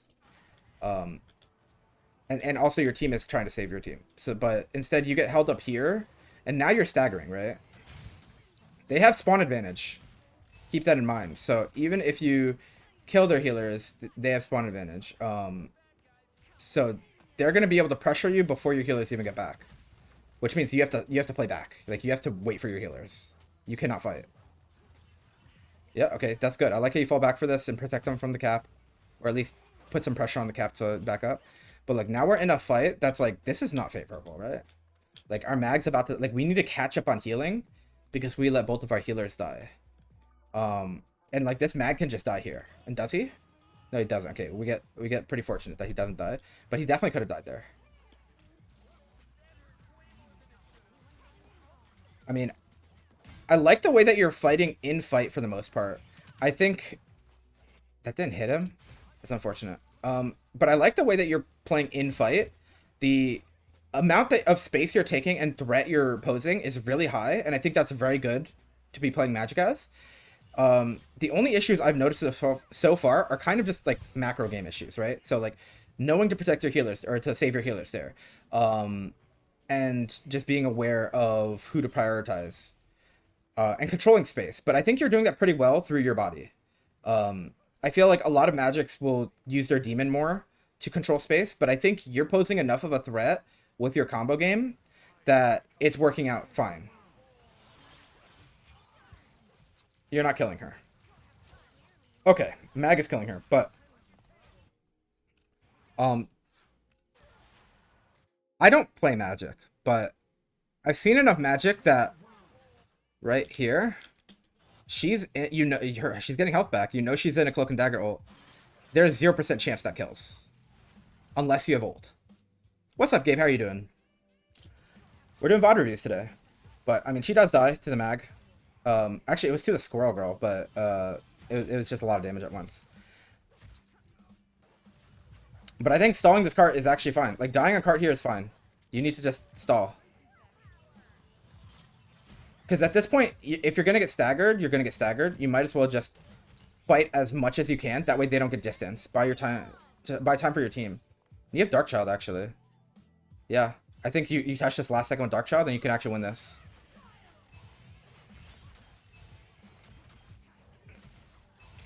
Yeah. Darkchild's got good threat.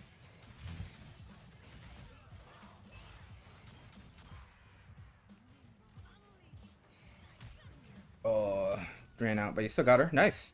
They're portaling, but they win this.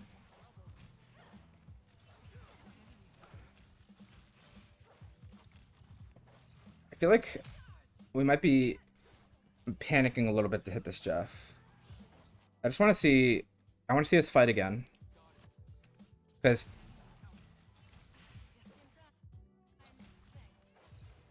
I think you might be just trying too much here. Like, okay, so realistically, so I think I think right here what it looks like is you're trying to get the kill when your goal should be to protect this cart.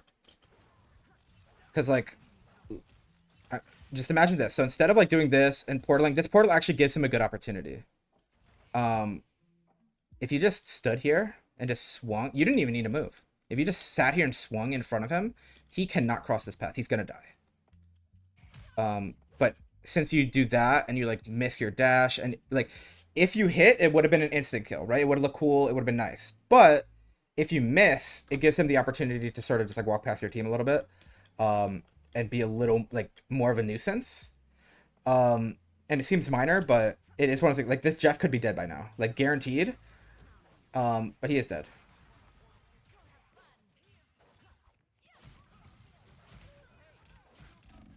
What the hell is this portal? Wait. Why do you... Okay, man. Okay, never mind. I guess it's fine. I thought it was an upward portal. I'm just like, why would he make it jump out like that? But no, it's downward. He just put it backwards, I see. Which is proper. That makes sense. Like, that's genuinely how I would have put a portal if I wanted it to be in that spot.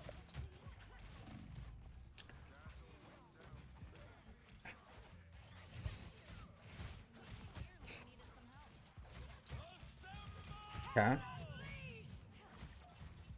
think we'll just stand the shields up.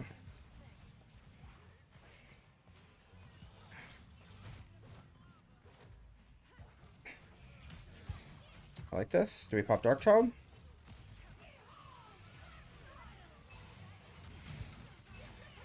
Disappear.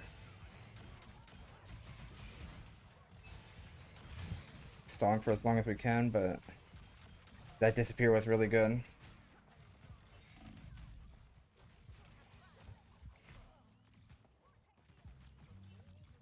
Is there a way we could have played this better? Okay. I don't want to say that this is your fault or anything, but I want to see if there's anything we could have done differently. I want to look at this from like bird's eye.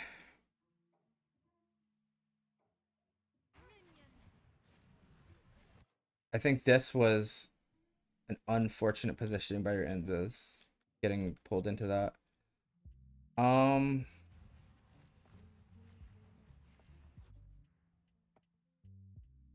So the one thing that I'm noticing is that we're not helping our team right now, and I think that's fine sometimes. To like right here, we're looking for an opportunity, but your team is like fighting for like they're committed and you're not. Is kind of the issue here.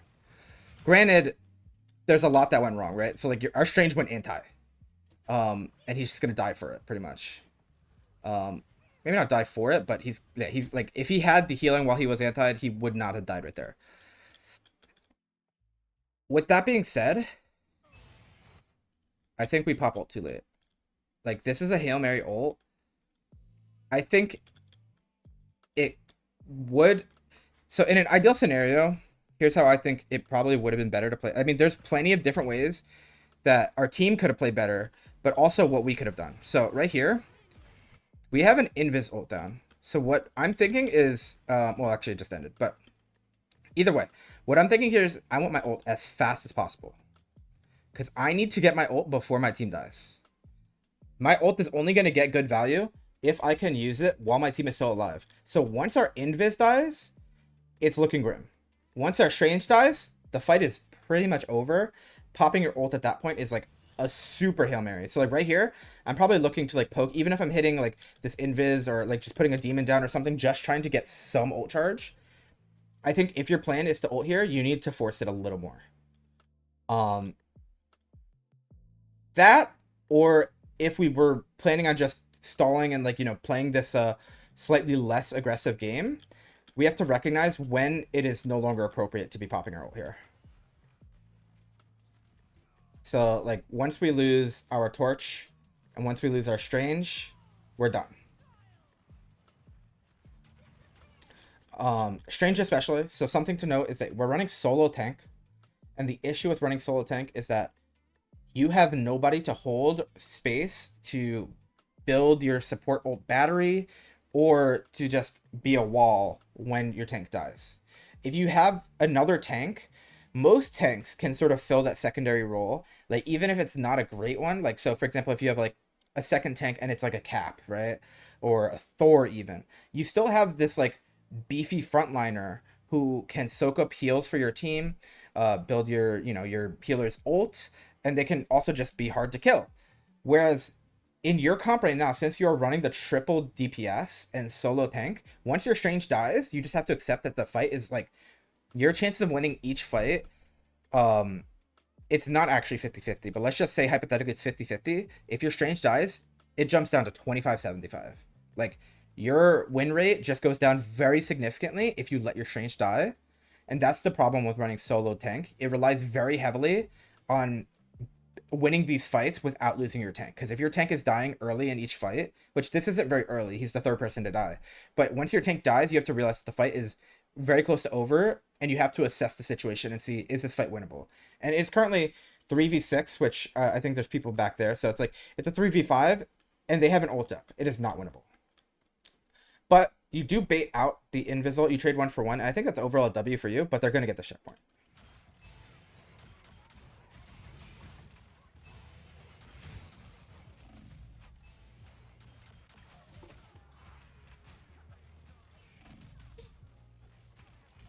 Like, I think stalling on this point is, like, in the given situation, after you pop your ult, stalling on point for as long as you can is probably the best situation, because what that does is it allows your team more time to spawn and get in position. So as long as these guys don't die, they can get in position and you can be the last one to the next fight. Whereas if you don't stall, then all of a sudden your whole team has to sort of run back together. And while being together is normally a good thing, having 5 in position ready to like slow down the push without fully engaging is also viable while you get back, especially since you're playing Magik, who is slightly higher than normal speed. But this is not good. That we just, like, when I say get in position, I do not mean fight in the front line.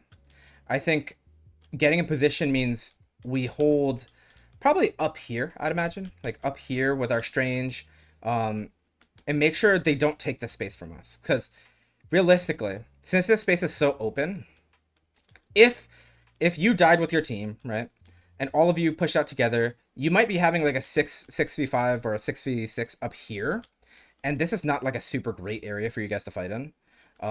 Like, they could even like push it up to here and just sort of do this while their card is free pushing, and that's kind of the issue, right? But another issue is if we fight too early and now we lose our Invis by fighting up here when we're not ready. So you have to play it smart. I think taking some space as a short team, and then when your team fills up, that's when you take the rest of the space together, is probably more appropriate rather than trying to take all the space at once with half a team. But that's a mistake on your Strange and your Invis mostly, because now you have to catch them on heal. So like right now your Strange is getting murked and you're down a healer, so this fight is lost. You can't fight. You need something really good to happen. Yeah, like you guys are cooked. So now it's a regroup angle here. Okay. I still think we should just be full regrouping. Like, honestly, you're the only one who has the luxury of being able to take an angle here. And the only reason you should take an angle is for this exact reason, where you right click to get some ult charge. But as we wait, like right here, who are these guys? Oh look, it's a healer. This guy's getting healing from one healer right now. I mean, granted, she's about to have line of sight, but if he crosses like this corner, right? So he crosses this corner, Invis can follow him pretty quickly. Your Cloak and Dagger can't. So all of a sudden, like being right here where he is right now, like from your Cloak and Dagger's perspective, like she might be able to jump and get a heal in, or just, you know, cross this corner and heal him pretty quickly. But as soon as he crosses this corner, like he strafes right for like half a second, all of a sudden this Cloak and Dagger can no longer heal him at all. And it's like a 4 or 5 second walk before she's able to, right? So that's why it's important for tanks to keep line of sight. But for you, you should be looking to get an angle here. And it's going to be very difficult since they have somebody spotting you. So I think the element of surprise is not exactly going to be on your side here, but the element of timing can be. And you need to be really good at prioritizing your targets, because you really don't have many targets to prioritize on right here. Your best target is going to be Invis and demoning the Loki clones. And that's something I'm hoping you're going to be doing quite a bit, because putting a demon on the Loki clones and slashing them once will guarantee that they die. Okay. What the? Oh, okay, he's killing the... I thought that was at you, and I'm just like, oh, okay, never mind. Okay. stalling a lot. I mean, I feel like we're being put in positions a lot where we are forced to stall the cart. I feel like we're not taking proper fights here. Also, I feel like Magik might not be the best play right here. And the reason I say that is they don't have that many vulnerable targets, right? So Magik does pretty decent into Invis and Loki, actually. Like decent, not like insane. I think Magik does better into like other supports that have cooldown based self peel. So I think Magik does pretty well into Luna. She does pretty well into Loki because she has a very easy and simple way of dealing with clones. But I feel like your best targets as Magik are going to be like your Cloak and Daggers, your Lunas. Invis is pretty good. So like this healer lineup is pretty good as Magik. Even Rocket is not that bad for Magik because once he's threatened, he has to find shelter, and that kind of while it's hard to chase him, it makes it so he's out of the fight a lot more, and their enemy team has less healing. That's kind of like a big part of what you want to be doing as Magik, right? Is to threaten the healers enough that the rest of the team feels like they're getting less healing. So it's about being a constant threat, and I think that might be the thing that I'm seeing that I'm not liking, is that I feel like we're going a lot for combos. Like, we're going for kills. I think you would get more success if you went for threat. Like, if you were just constantly poking and forcing them to be worried that you're there. And then when you have a good, like a perfect opportunity, that's when you go for the kills. Hydrate, you got it. 1 second.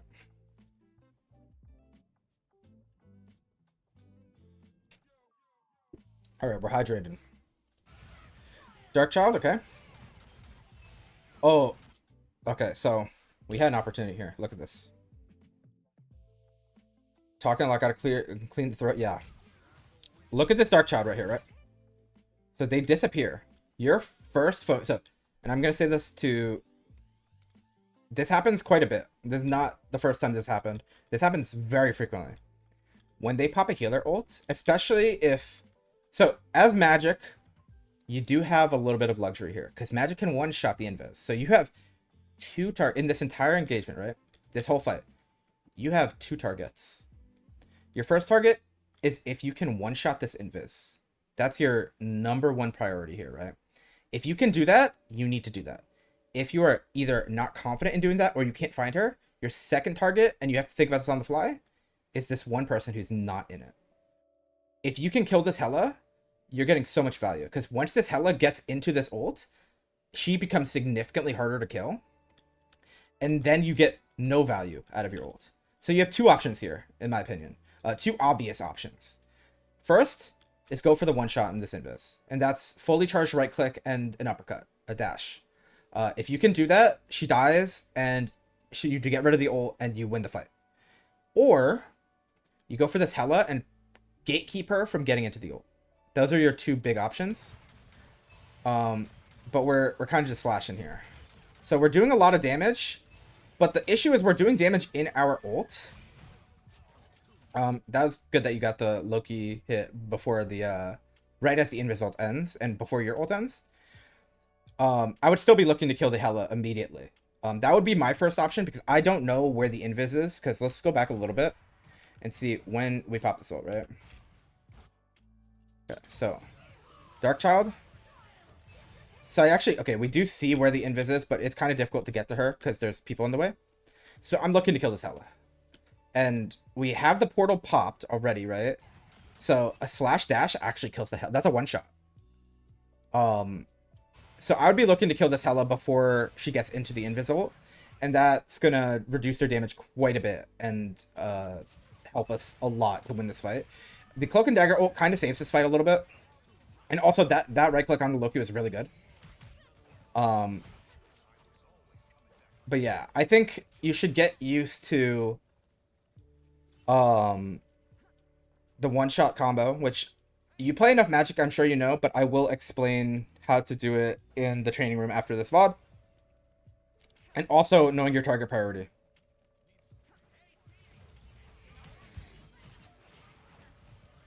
Because honestly, I feel like, so while Magik's combo game is important.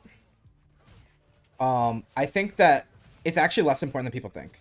Magik is a combo character, and I think it is fair to classify her as that. But I think she only really relies on her bread and butters. Once you know her few combos that are effective and simple, that's all you need to know, and the rest comes down to decision making.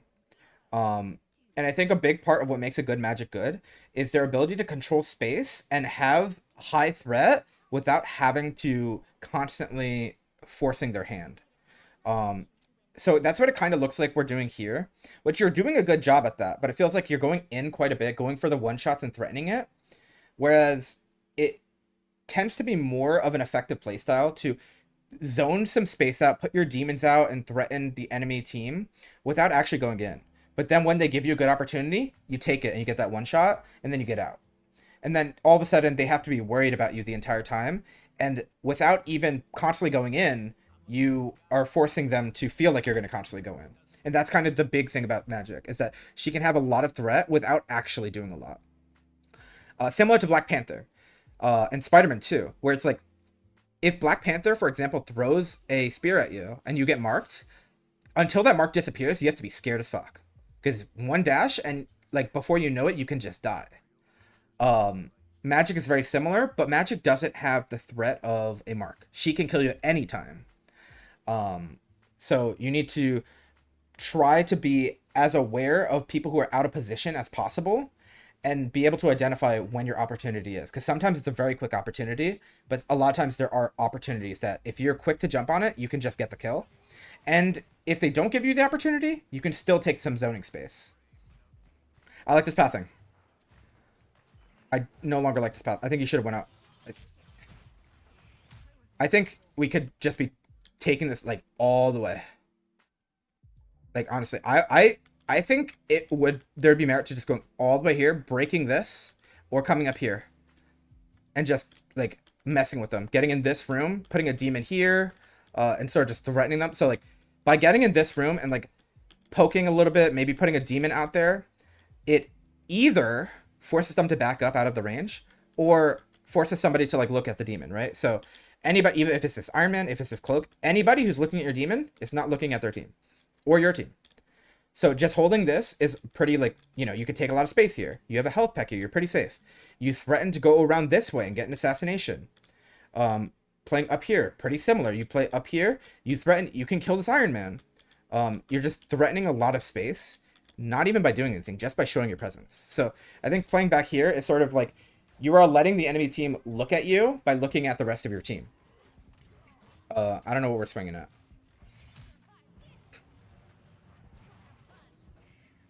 Yeah, see, I like this position, but now they have a thing, so you need to be very careful.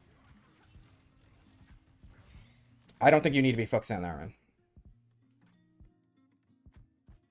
one. Actually, maybe you do, to be honest. Wait, your Punisher's gone. Yeah, you don't have an answer for the Iron Man. I don't know why you guys saw that they had an Iron Man and decided to switch off of the answer. Because now you have your Magik looking around here, which realistically, like, it's fine, but like, yeah, it would be way easier if we just had a different answer. Using our portal onto the thing is very risky. I mean, you're doing a good job at zoning him, but if you didn't have the deal with Iron Man, your whole team could be pushing up here. Like, so as a team, what I would say we should be doing, we keep Rocket on cart. Just Rocket. Rocket should be the only one on cart here. At least, I mean, there's many ways you could play this, but what I would be calling for is, first of all, we want somebody else to deal with this fucking Iron Man, but we need to clog this choke point. So, you know who's really good at doing that? Magik. So imagine if you were just like chilling right here and you had like a tank, you have a Cap or your Thor just chilling right here and threatening to poke them, and you have your Cloak and Dagger looking at them so they don't die. And your Rocket's just maybe like all the way back on cart, just shooting his balls like up here, and maybe they're healing you passively. But as long as you play with the fact that your Rocket's not directly in line of sight, it'll be okay. But now if you play like up here and wait for them to try and burst out, you portal, you drop a demon right here. If they walk out, they take like a third of their life bar, and like that's just a lot of threat. and it doesn't let them get into this position where they can all get out into a good position. It forces them to fight through this choke point. So notice something here is that if you let them out here and they have all these different positions, right? So like just they have all this space, all of a sudden the choke point is right here and it's your team who has to push through it. Whereas if your team pushes up and fights through here, the choke point's right here. And now it's their team that has to push through this tiny hole. So once we win this fight and they're trying to get back, we should take that time to position in a way that forces the choke point to be on their side. It's because we're letting them position and they can get position while we're fighting here. And we have a decent position up here, but it would be way easier if we were fighting them in like a narrow corridor that we forced them to. And that's the problem with the thing here. He slams you and you just can't do anything. But you know it's on cooldown for like the next second. Okay, there it is. You should be careful about chasing him because he's about to ground you. Yep. Yeah. Okay, this Magik could die too. I just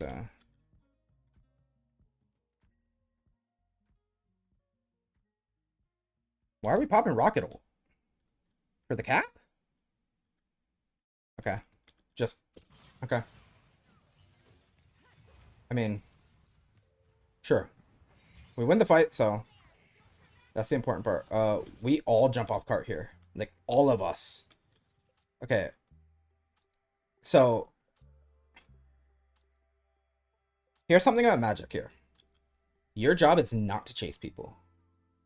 Your job is to force people to be in a position that they have to run away.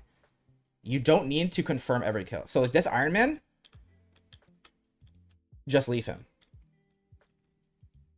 You're going to have way more value if you are fighting this choke point and like preventing these people from helping the Iron Man and leaving this guy to kill the Iron Man.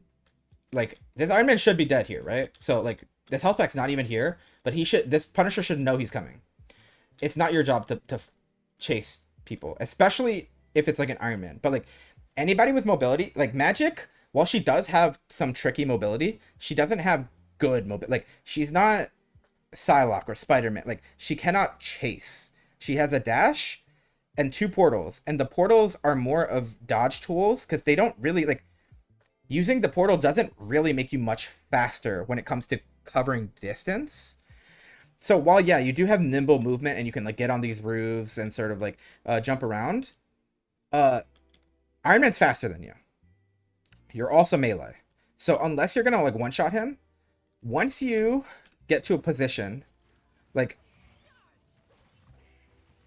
even at this point, so you see him, if you miss this right click, if you miss this, just leave him. It's not your problem. You should be aware of his presence, but Thor should also not be pushing this. Just saying. You have somebody right here that you should communicate, be like, yo, Punisher, look up around behind you. And even so, calling out, be like, he's going to go for the health pack. This Iron Man has to touch this at some point. If Punisher just, like, looks right here, like, even if he doesn't look up, if he looks right here, he's going to get a kill. You and Thor should not be here. You and Thor should be preventing his team from supporting him. Posture check? Yeah, you got it. Archer back. That's crazy. And it looks like we didn't tell our Punisher because he was not ready for it. But we do kill him eventually, but now, like, look at where their team is, right? It's not great, but it's not, like, great for them. But we get the Iron Man. But at the time it took for all of us to get this Iron Man, their Loki has gotten out, has a good set of runes. Their Cap is still alive, being healed by 3 Lokis, and they have a portal. So we spent so much time trying to kill this Iron Man that we let them set up, and now they can contest again. Luckily, we have the Cloak and Dagger ult to mitigate this, but I feel like we spent too much time trying to get this Iron Man out of the way when it's not our job.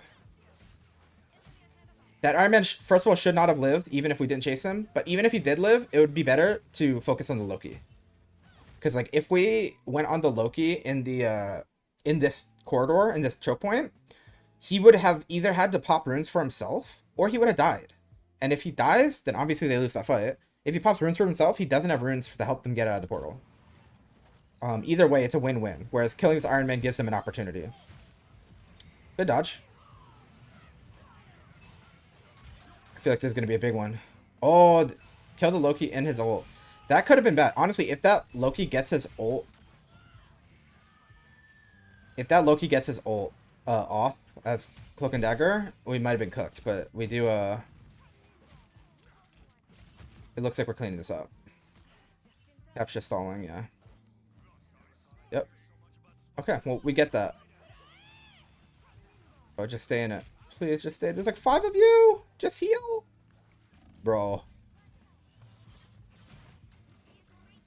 Yeah, I think a big thing we need to be doing is playing choke points. You're playing Magik, that's like your forte. It's playing choke points and putting pressure and attacking the backline. And I feel like this might be a little bit of scoreboard bait.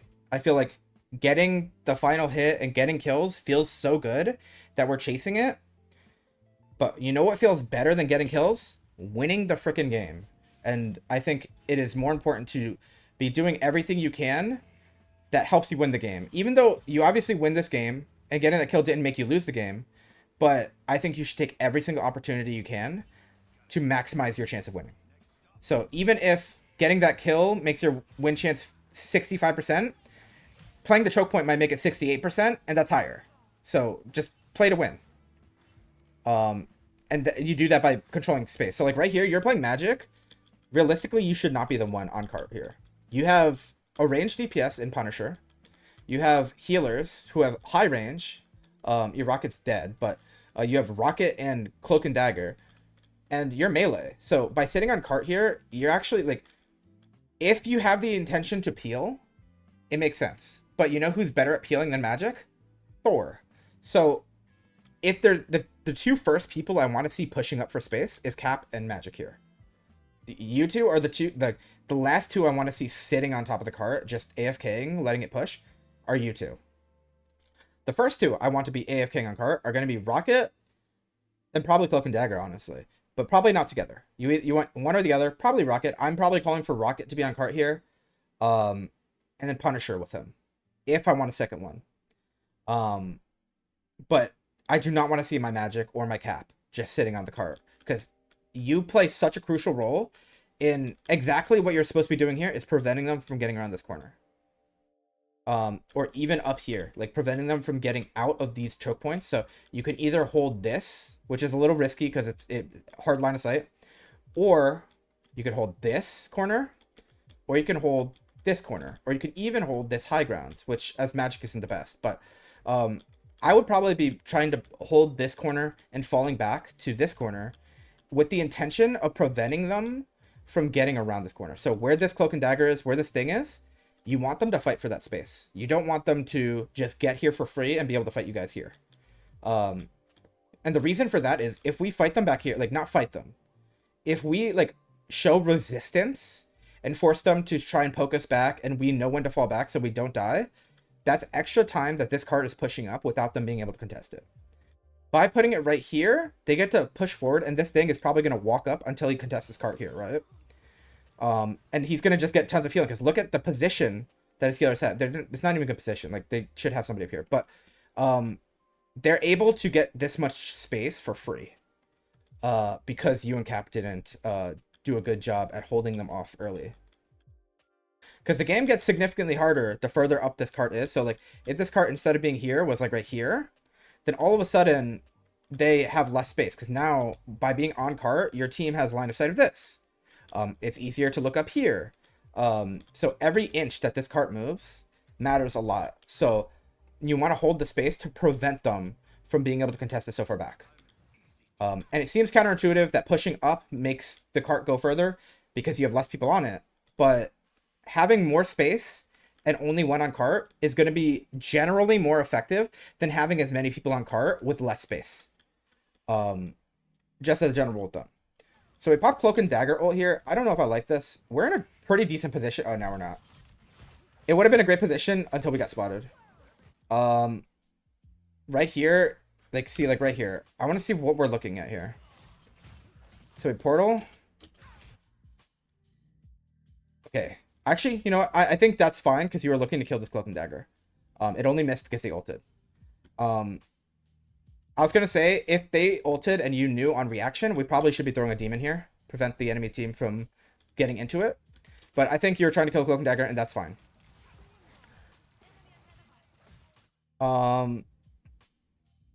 I think this is fine retreating back, but we need to go further back. How do we... Are we grounded? We have a portal. But either way, I think you're probably not getting much. I think it's a regroup angle. Okay, wait. Never mind. We're going to respawn. We have a rocket ult here. Yeah, so... I think what I'm noticing here is a lot more spins than I'm used to. Like, a lot. Like, 2 or 3 times as many that I'm used to. Like, even right here, this is like a perfect position. Not perfect, but like, right here. My first instinct here is I'm gonna drop down and put a demon here. That way this thing has to back up.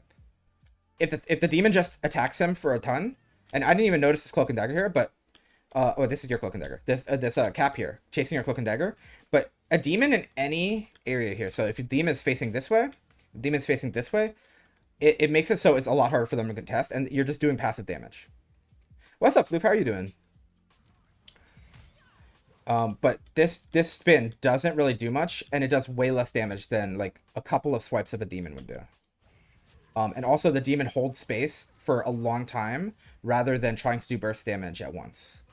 So like even right here, I'm probably looking to put right here, yeah, I'm probably looking to come up here and put a demon, probably like jumping up and facing upward. That way, if they peek this, they get hit. So this Psylocke won't be able to poke. Granted, we have a Punisher here. So what you could do we have dash up?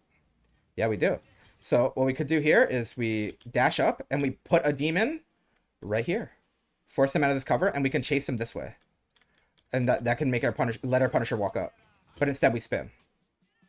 So something a really big thing I'm noticing is we're not valuing taking space on both a micro or a macro level nearly as much as I think we should be. And it seems like we're trying to prioritize getting combos. And I think that's going to be a little bit of like a fundamental thing, right? So like this is a good demon. I think it probably should be tucked out a little bit. So I think this makes it so it's easily shootable from this angle. But I think if we put it like right here, outward, now it's going to swipe at this thing coming in, right?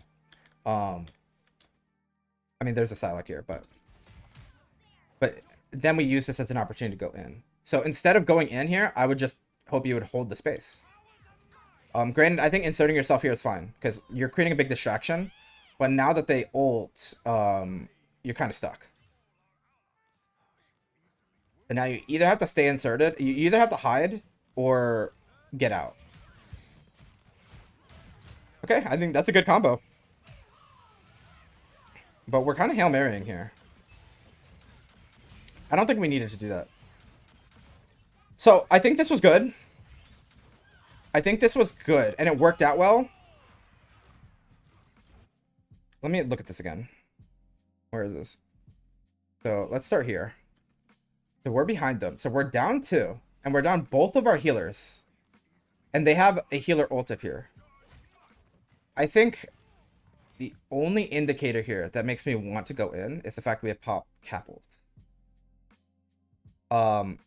If it wasn't for this cap ult, I think this would be a really bad time to ult here. Or to go in general. But the cap ult actually just makes this a pretty decent time. Because you don't need healers.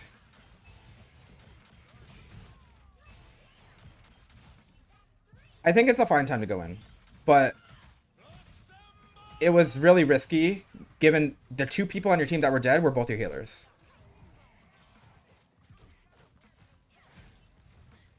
Because that definitely could have gone wrong. Like, if you get snared by Squirrel Girl, you die. Probably. You either die or you have to disengage. And then you waste your ult. And then, with only a minute remaining, you're kind of, like, desperate to get your ult back. So, there was a lot of risk there for, like... I think the win would have been, like, guaranteed if you wait for your team to spawn. doing this play with your Capel Magical is way riskier. It works out in this case, but I think it's not a guaranteed win. But I think if you wait for your team, you pretty much have a guaranteed win. Just for the record. I don't think it was the worst misplay, but I do think it was like probably a misplay in general. Whereas like if you did that exact play in that exact situation 100 times, there's a solid 20 of them that you're losing that fight there. And another, like, out of those 20, probably 10 of them where you actually lose the game because of it. So just keep in mind. Overall, I think so. I will say this. So I think you seem to be very comfortable on Magik and what she's capable of doing as a character, and you're comfortable controlling her. I feel like the things I have criticism on are the fundamental things. So I will talk about a second. So there's two things I want to talk about. I did say I would talk about the combos of Magik. So there's a few combos you can like there's only like a couple combos, and there's more, but the big combos that you want to know as Magik, and like you can get away a lot just doing these combos. It's going to be portal, spin dash, melee, swipe, and then melee. And this is like your bread and butter. And that's just like if you can get the spin dash, then you just follow up with the slash melee. So if you do this is kind of what Wisdom was going for a lot during that. And then you have the other one where you fully charge this and you dash with it. And just a swipe. And that'll kill. And that's also a kill, right? So if you're charging and say you're taking like a cheeky angle, so if you're like up here, and I'm just like, okay, I'm looking for this. And then I can follow up and get a kill, right? So those are like two like main bread and butters. And then you also have this other combo, and this one's really important to know. Well, two actually. So it's this, fully charge, and you do that. And that'll kill through Luna ult. If you time it well. That'll just kill fast enough that they don't heal in between those ticks. And the other thing is if they're not getting healed, this will not kill through Luna ult, but it'll kill, for example, that Hela that wasn't in the Invis ult, that would have killed her. If you just do this. Well, I messed it up, but so those are like the big bread and butters that I think are like important to know in Magik. There are other combos you can do with Magik, but I feel like you can get away with just knowing your bread and butters like that very easily. So the big fundamental thing that I was noticing, other than your combo game looks very good. You look like you're very comfortable on the character. You know how to do damage with her, and you know how to play her mid-fight.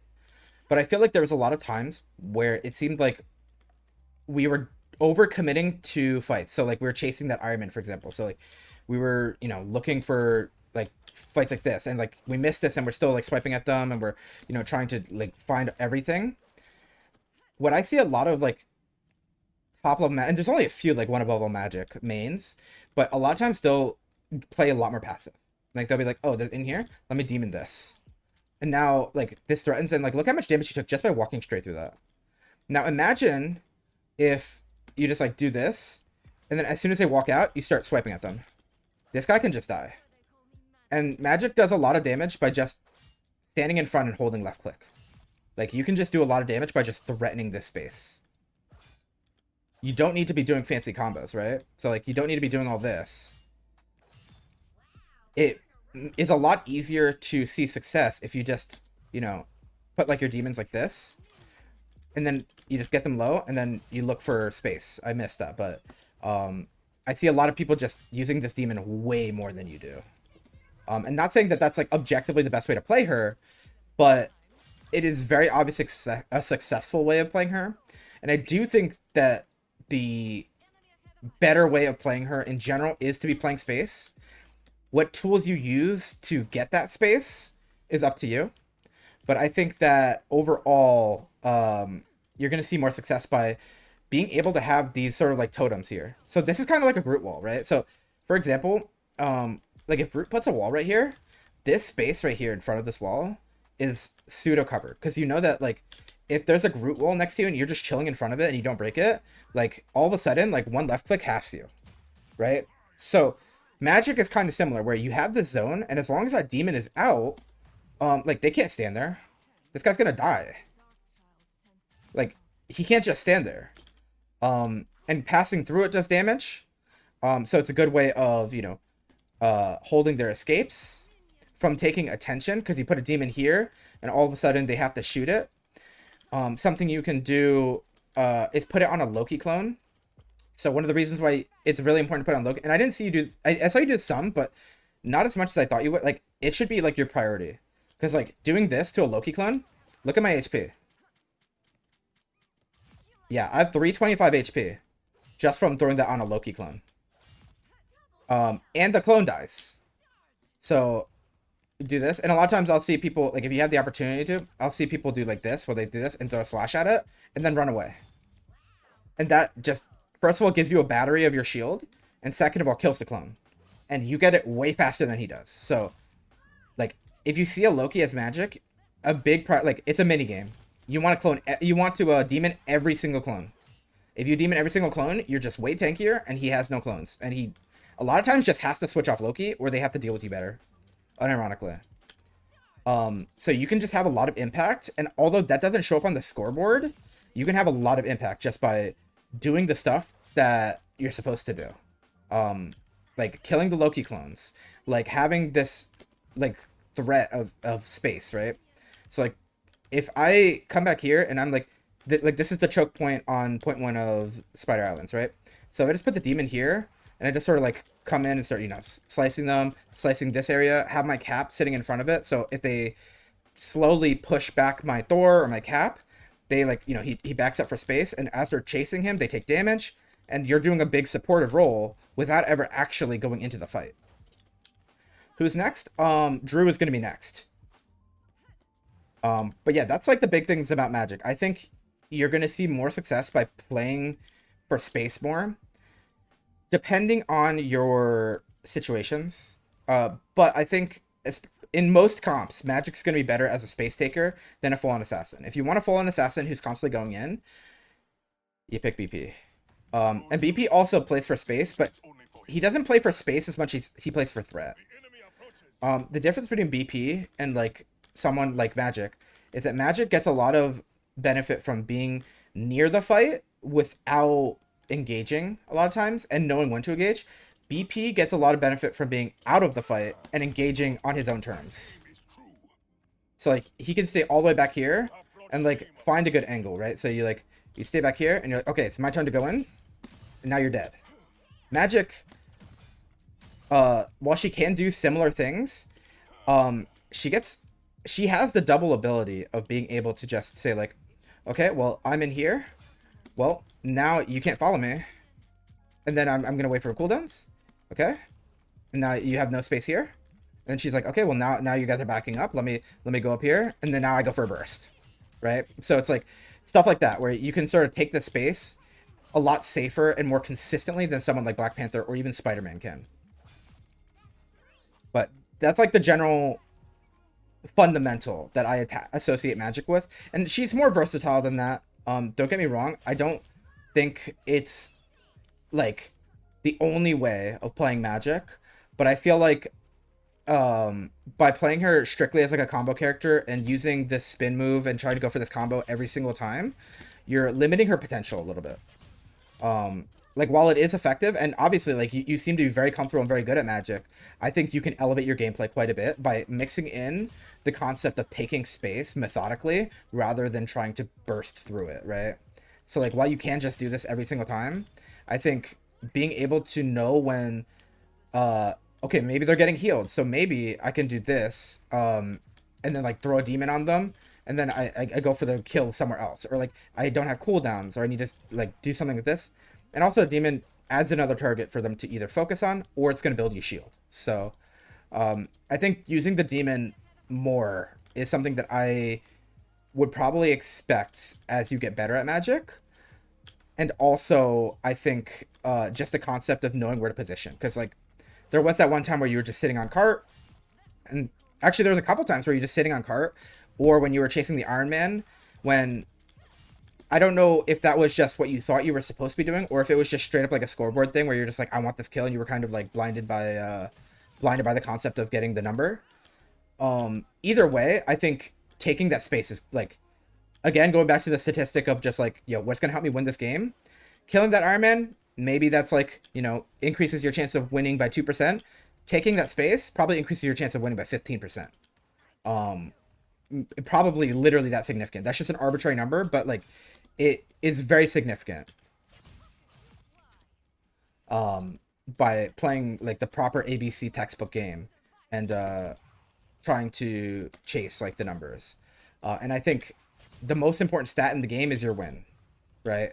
It doesn't matter how many final hits or how much damage you do if you lose the game. Let's be real. In fact, it kind of looks bad on you if you do a lot of damage and you still lose.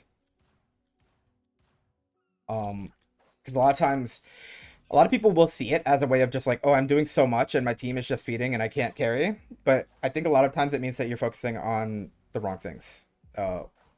Because a lot of times less stats mean more. All right, we have Drew next. Let me pull up the game. Let me. Okay, here we go. Boom, got this.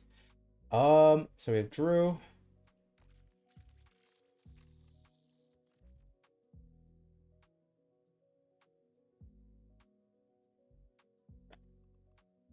Let's get this right here.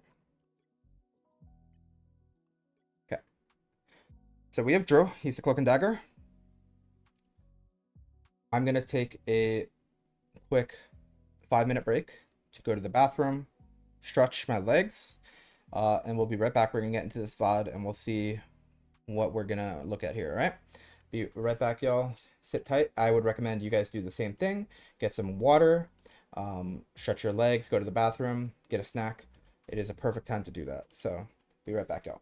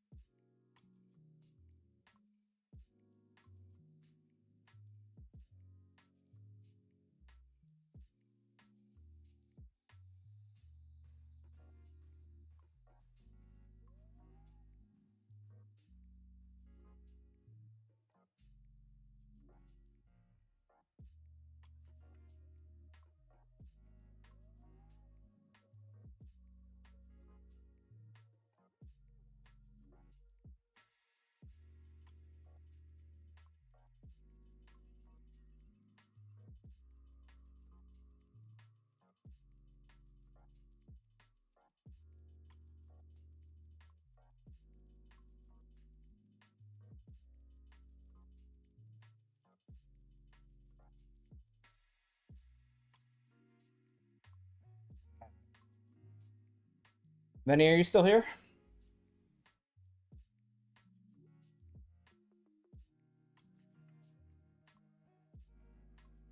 Because honestly, since Drew is not here, if Venny is here, I can do Venny's first. Um, if you are around, that way I feel like it makes sense to prioritize the people that are here live, because if Drew is gonna watch the VOD later, doesn't matter if I do it now or do it next, right? So if Venny is here, we could do Venny's first.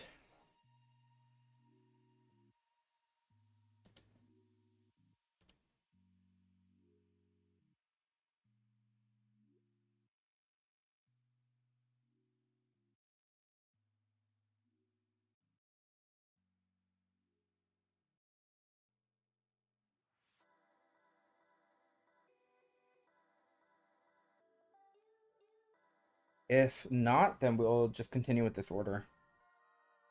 Also,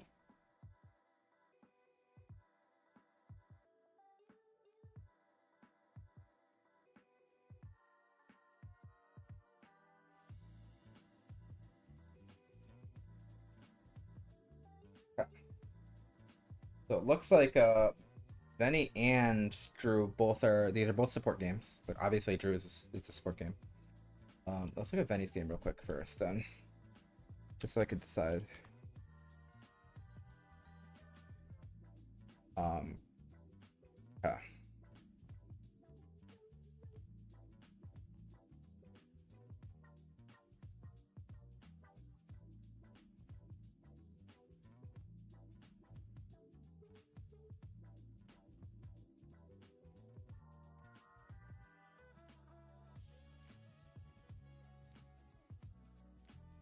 Okay, you know what? I think I'm actually going to switch it. I'm going to do Venny's first.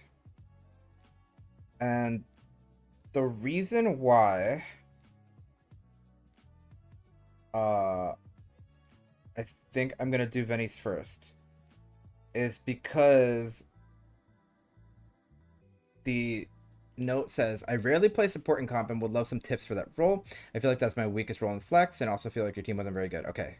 Um, I think it makes sense to start there because Drew is a support main. So I think if we do it in this order, we might be able to see why support is your weakest role and what you could be doing better on. And then I feel like it is likely that if we watch Drew, you can sort of see the difference between somebody who's familiar with the support role and how you might not be familiar with the support role. So I think starting here and then going to a support main's gameplay might make more sense here. So we're gonna do it this way. Um, so we play Luna, Dagger, and Invis. Um, and it looks like we run with duo support most of the game, and then eventually we get a Loki. Okay. So we are running solo tank, which he plays every tank apparently. Um, Something to note when you're running solo tank is that you're gonna get less ult charge. When you have two tanks, you have more health to heal, and it's easier to just have that ult battery as a support. It's not impossible, but it definitely feels more comfortable having a second tank so you can have more consistent ults. Especially if you're running like a Cap, and it looks like he doesn't have Cap the entire time. But if it's someone like Cap or Penny, is not a good solo tank because not only does she heal herself, so she denies you some ult charge, she typically doesn't frontline or take a lot of damage, right? So 3 stack. Who are you stacked with?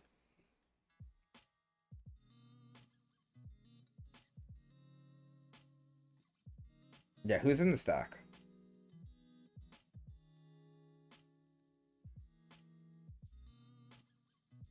Dagger and Cap. Okay, okay,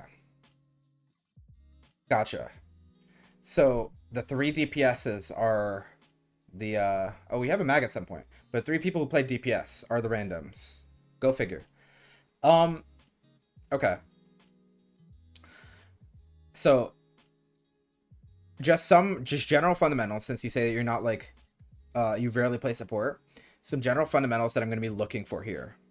are going to be your target priority because just like DPS characters wanting to, focus the squishies, you as a support, you also have a target priority. So your main priority is going to be your other support. They need to stay alive at pretty much all costs. Um, and the reason for that is that when your other support is alive, you have to do less work, right? Um, Pass me, please be Lectin. No, it'll be okay.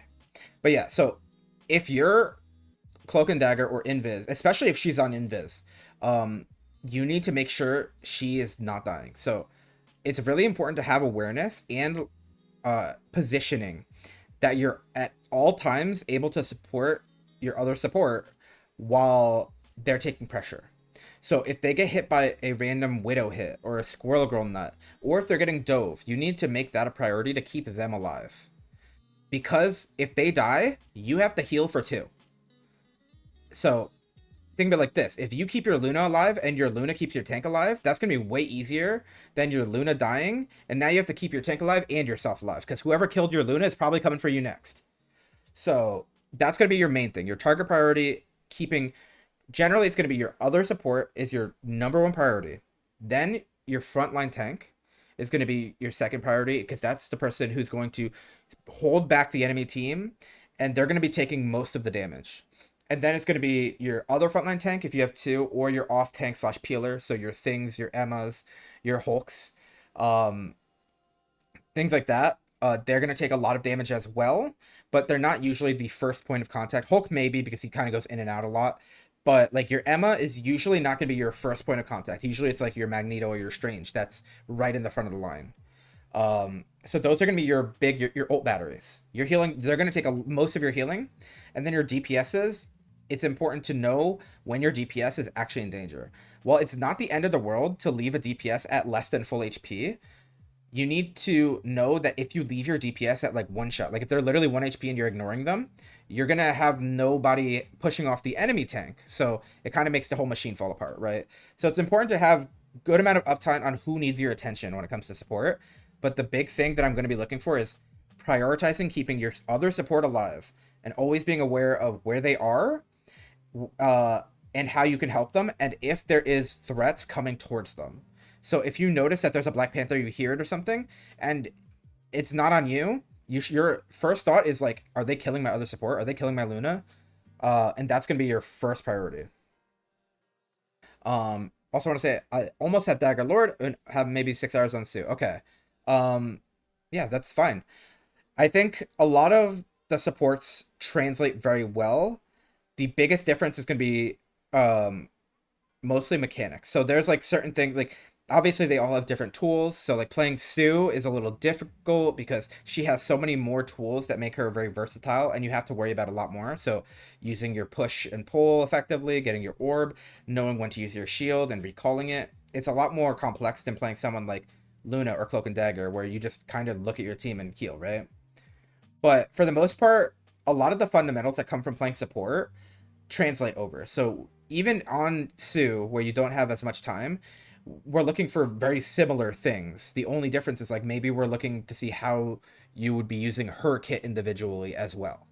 But if you're making very obvious mistakes as a support, regardless of character, it'll be obvious on any support. And we'll talk about that when we get there. So you're two. Wow, two again. Okay, so we're starting Cloak and Dagger.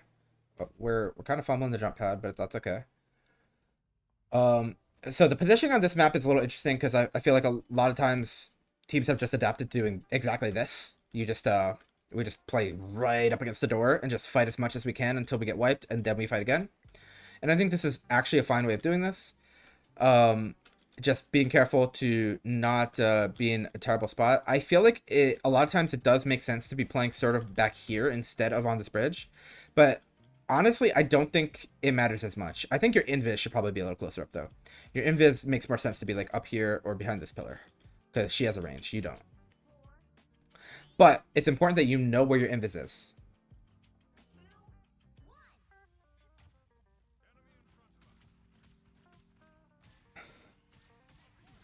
Okay. I don't think we jump forward here though.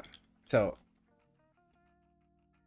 just Okay, first thing I'm just gonna say, like, just immediately, like, why do we jump forward here, right? We have the exact same amount of healing being up here versus being here. So we don't really have a reason to just jump down here. The only thing that happens is bad things. Although this angle is a little better. But, yeah. This, okay, first of all, yo. You? Harrison is bad? You see these walls? Fucking shoot them, bro. Bro, you're playing Squirrel Girl. Break the walls. But yeah, this is gonna be a nightmare for you if nobody's breaking the walls. Yeah, okay. So what happens here? Yeah. Yeah, we do just that's the magic thing. She got an opportunity and she gets it. We need to be a little more aware. I want to see a little more before I talk about that, but I want to see how we do this. So we're running back. Our full team's, we should actually just wait. We shouldn't be first one running. Like, everyone's dead. Literally everyone's dead. Like, you shouldn't even peek out. Like, you could die here. Right here. Like, they have magic. That magic could be waiting around that corner. Even now. Like, Invis should not be the first one either. Just wait. Just go behind your tank. Right here, being up here is useless unless you have somebody else with you, right? So, the only reason that you being here does, especially because Invis is literally invisible, the only thing that can happen here is you die. Like, you get, like, hit by everybody at once. Like, they all hit you once and you die and you blow up and now you're down a healer. You have no protection. It's really unlikely, but it's possible that you just die here. Yeah, so now it's fine. Now your positioning's fine. And I think you stay up here as long as you can. The reason why, so this is a really freaking good position here, right? So think about it like this. Your biggest threat, and you already died to Magik, right? So you know Magik is a big threat to you. And you see that there are other DPS, and if you press tab, you obviously see, you know their whole comp. Who can threaten you right now? Oh, just Magik. How can Magik get to you? Well, through here. Through here. Technically through here. And maybe up here. Look where you can see. You can see, oh, you can see all of them. So, if you stay up here, you never have to look this way. You have no threat right now. If you're up here, Reed can't get you up here. He has to go past your team to touch you. Emma can't get you up here. She has to go past your team to touch you. And if she goes past your team, Strange is shielding your heals and she dies. So the only threat that can kill you, like, by surprise would be if Magik was behind you somehow. And you know for a fact she can't be. So I'm hoping that you don't fall down here. You stay up here as long as you can. Literally as long as you can. You stay up here until they force you off of this area. If they go in this room and they get out of your range, maybe you throw a bubble or you bounce it off this wall. You do not follow them. Yeah, no, I like this. Oh, and then we drop. Which I think dropping right here is actually fine. Only because we pushed them past this corner. That position was no longer good if we're going to push past that corner. So I think this drop is actually fine. We need to be looking at this person. Squirrel Girl jumping up. Okay, going back up there. We should have... Okay, well, our Squirrel Girl was out in bad position. I like that we go up and we look at our tank. Magik is there. We should drop. Get the help. Oh, okay. I think... Okay, so two things to note here. We have no cooldowns, right? And we don't have a right click either, right? Yeah, so... I also feel like you probably could have made it to the health pack if you knew exactly where it was. But either way, this is kind of just a bad position. And I think this is on your team for forcing this, right? So right here, you have to jump down here to support your team. I don't think you actually have to. You don't ever push through this. But your team is kind of threatening that they're going to push past this. Because, like, if you're all the way up there and your Mag and your Fantastic start going up here, then you can't heal them. So it kind of forces you to want to do this. With that being said, I think you should be looking for a different angle. It's a little tough, but I think you either want to be playing at a completely different angle, or you go up here, you cape up here. The only issue is that you either cape up there or you take these stairs, and that's going to delay you. But I think standing right here, especially after you hear the Us Against the World, once you hear Us Against the World and you realize you can't match it, you should be looking to kite it. Like, we shouldn't fight in this. Like, right here, everybody, all of your team, everybody, every single one, backs up. Nobody should be fighting in this. You have nothing to match it. You don't have anything here. You don't have a mag ult. You don't have a healer ult to match it. You have nothing to deal with this. You just all need to back up. So, at this point, I'm probably just taking this bounce pad going back up. Yeah, and then saving the cape. Because you get pushed back by the Magik with that angle. Yeah, so the reason why it's not safe to be up here right now is because Magik can get close to you. So let's look back a little bit to where so right here, this is a great angle, right? Magik cannot close the gap. You will see her come at you from every direction, all 5 of these directions actually. These are the only places she can come from, right? She can't come from behind you. You know she's not behind you. She can only get behind you if she crosses one of these and like goes to the side, right? So you're super safe right here. Magik cannot triple dash at you from that distance. But if she has like a cloak ult that brings her forward, this is after. If she has a cloak ult here, so now look at this, same angle. But now, you don't get the luxury of seeing her come from these angles. She can come from right here, because she can just walk up for free. And look exactly what happened. And even, you're looking this way, but even if you're looking the right way, right? Like, she just comes out of nowhere, and she jumps from here, right? So this was not a threat before. When you were in that angle right there before, this spot right here, Magik can't jump from there. You're going to see her before she does. But because there's a cloak ult here, and she can just walk up and get close for free, that makes this area be more dangerous. Also, I feel like I personally would have preferred to see... Granted, your whole team should have backed up with you. So once you hear this Us Against the World, since you can't match it, you should be taking this jump pad. You have the time. You don't need to use your cape. But this is not exactly like entirely your fault. Like, yes, you could have been safer here and saved the cape for right now. Once you realize that Magik's right here. But first of all, that would be pretty difficult to, realistically, you cape, like, right here and reveal on top of the pad, right? But either way, like, it's not really your fault. Like, your team played too far up. Like, you could have done something a little better to have better positioning, but even if you were positioned better, your team would have gotten wiped with the way that they were playing. And this... Okay, so now we switch to Luna. This looks like it's contestable, actually. I think we should go high. Actually, no. I think this is fine going low, but you need to be very careful. Oh, he gets choked. Yeah, so... This is an issue now. Where... Oh, wait. Was the Fantastic the Strange? Wait. No, the Strange changes to Emma. Oh, your Emma died. What happens to your Emma? Did she die mid-switch, or what? Oh, okay, she switches after she... Okay, I see. She's already dead. Yeah, so this is kind of the risk. And this is why I think maybe going high would have made sense. But you don't have anybody to frontline install, so you should just be repositioning. And you guys have far spawn here. So once... So this is like kind of a Hail Mary, right?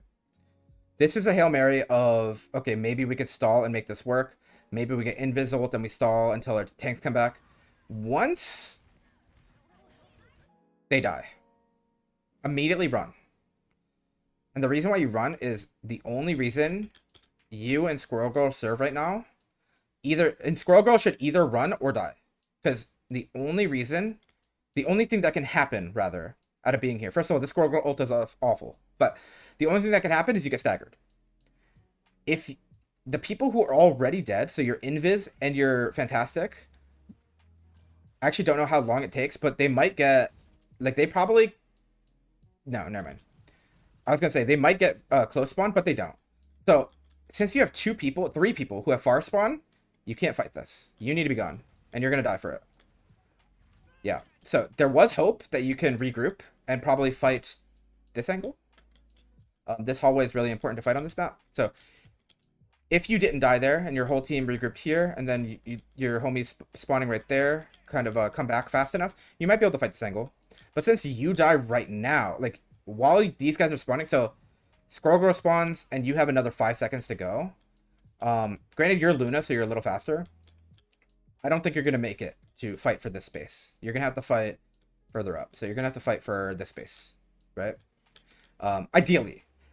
That's assuming that the enemy team takes this space. If they don't, then you could still fight for it. But realistically, the enemy team should be trying to push this space forward. That way you have to fight for it back. And that whole time that you're fighting for it back, they're pushing the cart, right? But the point is, once the fight is lost, and you know for a fact that you're not getting close spawn, if you get... So, the alternative here is if... Let's just go back a little bit. Let's say these guys all spawned like right now, right? So instead of dying right now, they spawn right now, and you guys are all right here. Now, you have the ability to fight as 6, and you can fight this hallway as 6. Or you can fight this door as 6. It's not the best angle, but it makes more sense to fight close when you have everybody here. But there's 3 of you here. You have Luna, you have Mag, and you have Emma. That's not enough to fight their whole team. They do have a couple people down, but their spawn's right there. So they have a much better spawn than you. You're going to see a lot more success if you tell your whole team, yo, let's just back up to this high ground, give them a little bit of a free push, wait for us to regroup, and then we fight them as 6. Because right now you just get staggered, and now you have to wait another, 5 seconds on top. And then I think your Emma probably also dies here, so we have to wait for her as well. And your Mag also probably dies, and it's all because you guys tried to fight too early. Like, they already got the point. You have no reason to be up there. And just in general, I think as Luna, because Luna has infinite range heals, you should try and be as far back as reasonably possible. And the reason why I say reasonably is because sometimes being far back, too far back, is not good, especially if your other healer is like an Invis, for example, who needs to be in range. So if your Invis is, you know, like say, let's just use this as an example. It's not a great place to hold, but like if your Invis is up here and you're, I don't freaking know, like up here, and you're like, oh, I can heal my team from all the way back here or whatever. Like even if you could like take this angle or some shit, but you're like, oh great, but then you get poked and your Invis can't heal you. So you need to be in a reasonable distance with cover, but you want to be as far back as you can. You should never be the first or the second contact, or even like the third. Third only makes sense if you have like flankers on your team, because that changes kind of the dynamic. But if you are where your Invis is right now, you're probably in a bad spot. Just saying. You're higher range than Invis, and even Invis is in a pretty bad spot right now. Granted, there's not really a threat right now, but as far as distance, she's in a bad spot, and you should have more of a gap than her, because you have infinite range. So like right here, we're getting a little too close. We should also be fighting for this corridor less than this. We can contest this cart after we win this corridor. Okay. Where's your snowflake? Who has it? Nobody.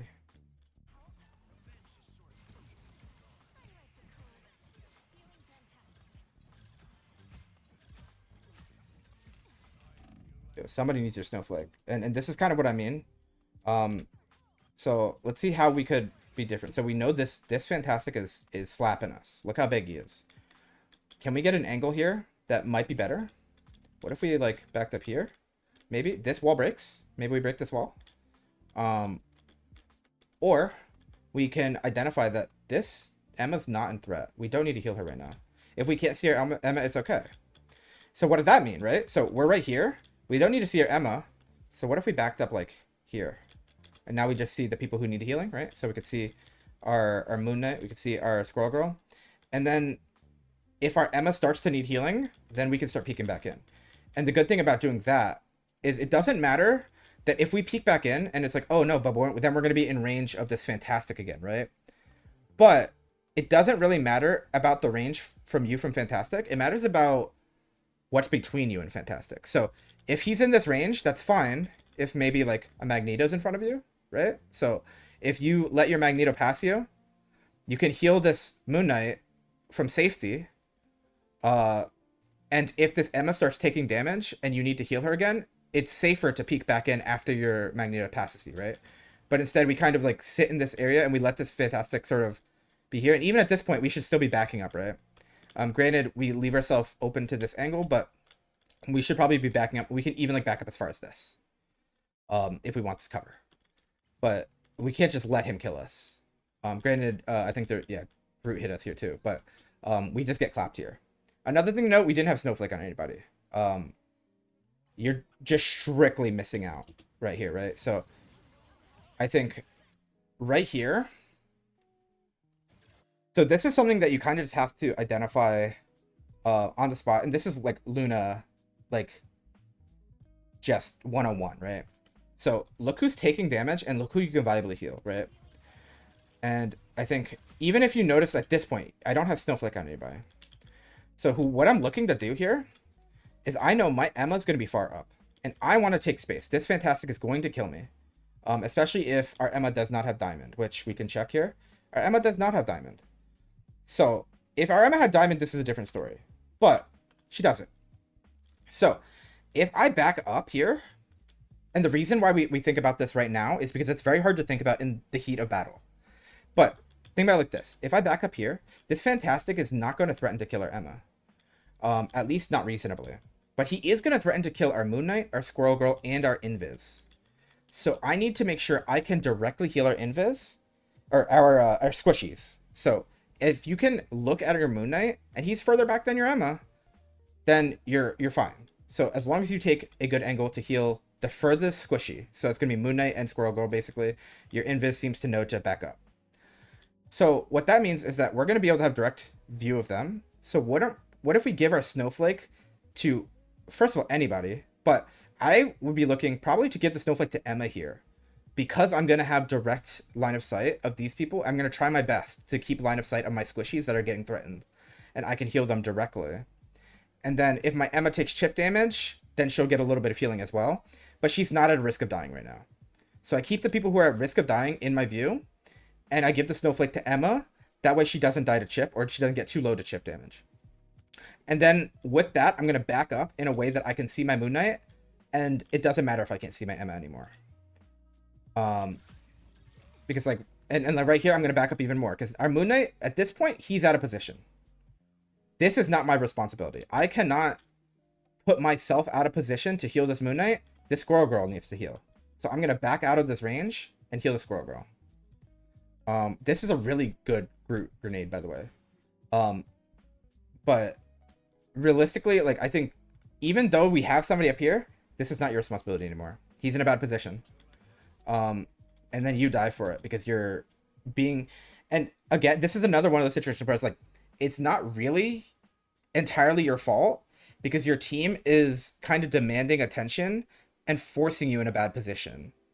But it is partially your fault because you should recognize when somebody is making a mistake. Why did Invis woman go down? That's a great question as well. That's a different thing because that's a great question. She had like no reason. I think she was trying to get away from the Fantastic.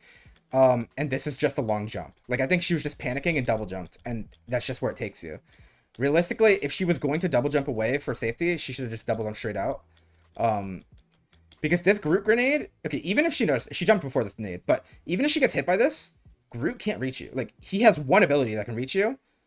This is a safe space, though. Like, you're going to take some damage, but you can still heal everything. So your Invis should be here as well. And that's another point where it's just like, even though, yes, you die to your own mistakes, it was salvageable by multiple people, right? So if your Moon Knight had backed up with your team, you probably wouldn't have extended this far out to try and get line of sight of him. If you had backed up to get safety, you wouldn't have died. If your Invis was looking at you guys still, you wouldn't have died. So it's like, it's a lot of mistakes all at once. That's why they died. There's a lot of reasons why they died. But that is a big reason where the Invis just stopped healing, basically. Like, she just wasn't there. But there was a lot of different mistakes that could have been salvageable there. And it's one of the things where it's like, yeah, a bunch of people probably could have made different plays to salvage that entire situation, but we all made a mistake, and those added up. Okay, so we have to leave here, right? So we're last one here. Honestly, there's merit to ulting this. So I want to see the situation here. I think, first of all, we need to get this person out. This person needs to, like, I don't know where they're running. I think she tried to dash away and accidentally grab the Magik, but the way she's kiting is just not good. We need to just kite to you, heal up, because if this Emma gets to safety, you can touch again. If this Emma dies, you can't touch. Your mag is too far. If you just pop ult and run at it, it's not worth it, because you don't have an Emma. So, if you're gonna ult here, you have to ult while she's alive, but something to note here is this card's pretty far back. You have a lot of time. Like, a lot of time. This card needs to get here. Right? So, if your Emma plays her life and comes all the way back here, you have enough time. So, just to put this in perspective, right? So, let's go back to when your Emma's alive. Okay, so we're fighting this. Your Moon Knight dies. He's out of position. That's fine, right? But now, your Emma needs to get out. Your Emma, at this point, can run out here, get healing from you, run over here, and then Luna ult on here and contest. Like, you have so much time. Like, you actually have so much time. We do not need to be going to the Emma. I mean, we do need to go to the Emma, but we shouldn't have to do that. Like, we had the option to ult here, if Emma stayed in. Yeah. Then we pop Invis ult. Yeah, that's not good. Yeah, like, I mean, like, it's a attempt, but yeah, this is gonna stall, but it's not gonna stall. Like, 8 seconds is not enough for you guys to regroup here, especially since we're not running there. This is like a crazy Hail Mary. I think a big thing to learn here is that the checkpoint is really important. So let's go back to the Emma situation here. It's right here. So this Emma dies, right? If this Emma lives, like, you have, this is probably like, especially because you're not escorting hard right now, with 0 on cart or maybe 1 or 2, this is at least 15 or 20 seconds. Like straight up. This distance right here is probably like 15, 20, 30 seconds if they fully neglect it. Probably something along those lines. You have so much time to just go around and get a better pathing. I feel like the panicking starts very early here. Like, it feels like Moon Knight dies and your Emma's like, oh, I need to stay in to contest this cart that's not even here yet. Like, we don't need to be doing any of that. We have the time. Just stay calm, regroup, go into 6. Like, you could, honestly, you probably could have waited long enough that Moon Knight could get close enough to the fight so he could join in. Like, if you guys just regroup back here and fought your way out here a little bit and pop Luna ult to run in, you actually probably could have waited until, like, Moon Knight was probably, like, around here. Like, he could have been spawned and, like, close enough to the fight to join you guys in the Luna ult. That is how much time you have right now. And we're kind of just trickling in because it feels like we're panicked. Like, it's like we're treating it like we're on the last pixel when we're not even close. And then we don't actually die here, that was a great freeze. And this Invis shield saves your life, but I mean, you die eventually, but it was a valiant effort rather. But then we waste Invis. Like, yeah, there's no way. We waited too long. So we panicked so hard that we let enough time go by that we lost our opportunity. And now they get the checkpoint and we have no reason to be here. We should just back up. Just back like, literally run to spawn. This is something I'll tell teammates or people that are trying to, like, learn when they're playing with me. I will say, like, at this point, like, even before this, as soon as the Groot ult hits and people start dying, or I know they're gonna die, I will tell you, I'll just be like, literally run all the way back to spawn. Like, I don't care if you think you're going to run to spawn until you see enemies or until you see teammates and you are behind them. Don't stall. Don't wait here. Don't wait here. Get behind the Magneto. Get behind the Emma. You need to be behind somebody else. If you're the furthest one ahead as Luna, it doesn't matter. Like, that person's dead. Just get all the way back. Like, all the way. I was so shocked. I mean, it seems like you kind of just stared at them after they got Groot ulted. But the thing is, look at this. So let's go back a little bit, right? So look, we're gonna wait for your Emma to spawn. Boom, your Emma is running out of spawn. You have 6 seconds to go. So the regroup could have started this second, right? So your team is all up. If you were back here, you'd probably still be running back by now. You'd probably be like right here. You keep running. Even if they're spawned, you run back. You keep running until you are behind them. Just run all the way until you are not first in line. And then you go. Because now they have to wait 6 seconds for you. She got there so fast? Yeah, but I think even before, like, realistically, once you hear the Groodle, and see that everybody got hit by it, because you could see through the wall, like, we can go back and see, right? Even before this, right? Where is it? Okay, before everybody dies here. Okay. Because I was looking at your screen. Look at this. Look at them. Boom. They all get critical. Run. You know they all got hit by that Groodle if they're all dying. Like, literally the same frame. Millisecond. Boom. I'm running. And it's like, at that point, like, this is the point where you messed up, right? Where you jumped in and she sees you. That was it. Bro, the aura scared. Yeah, I mean, I get it. But, like, realistically, like, we've regrouped 6 seconds faster, right? So, like, right here, you're 6 seconds behind. Granted, to be fair, you're Luna. So, 6 seconds to spawn, you run faster than almost every character. So, you are going to catch up a little faster than a normal character. But you could be slightly closer and ready for your team here. Yeah, so, like, right there, your Cloak and Dagger probably doesn't die if you're there 6 seconds earlier. Also, you need to put your Snowflake on. So you have a couple of options here. So something to know about Luna specifically is that your Snowflake works on all your healing. All your healing that you give the teammates. So, for example, and this isn't really that relevant here since you don't have a flanker, but say you have like a Spider-Man or a Psylocke or something. If you give them Snowflake and they're taking an off angle and then you ult the rest of your team, they're going to get like pretty much your ult healing because it's going to heal them a little bit of everybody's healing from the ult. So it makes your Psylocke or your Spider-Man almost invulnerable too. It's like they're having the ults like remotely, as long as your team is taking damage, obviously. But you need to make sure you have the Snowflake. Like, Snowflake is, I think, 35% of the healing you do. So by not having Snowflake, you're reducing your healing by like a quarter. Yeah. So it's super important. Like, Luna without Snowflake. Okay, honestly, let's be real. Luna without Snowflake is still good, but she's not as busted as Luna with Snowflake. Like, if she didn't have Snowflake, she'd probably be like way closer to balanced, if not like not the top tier supports. But with Snowflake, her healing's out of the world. So it's super, like right here, I would just put it on someone who spawn, like anybody. I would just give it to Squirrel Girl, just so I have it on somebody. You can always move it.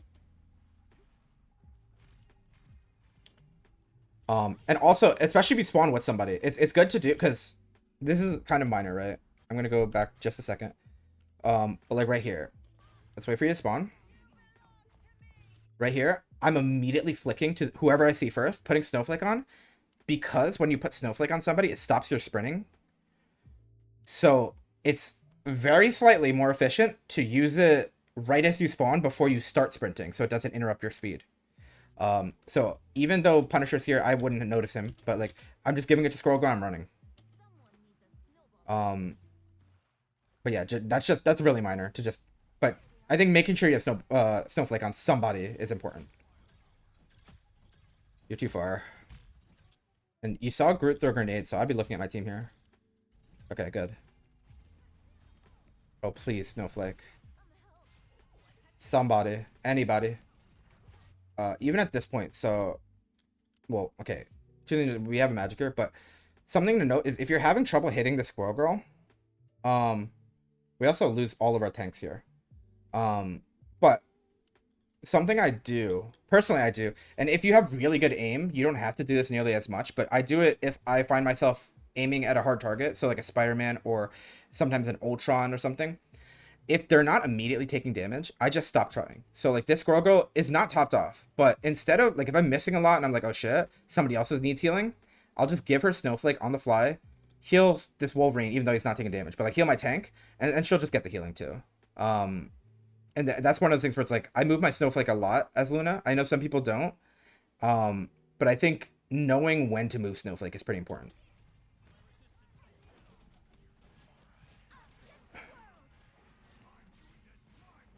I'm also like, I would be looking to, if I know somebody's getting jumped on, um, the one of the things about Luna and Cloak and Dagger too, actually, is that her healing can be remote with the Snowflake, right? So I'm gonna heal up this Moon Knight, and I might not even full heal him once I hear the Punisher roll because I know I need to pocket him.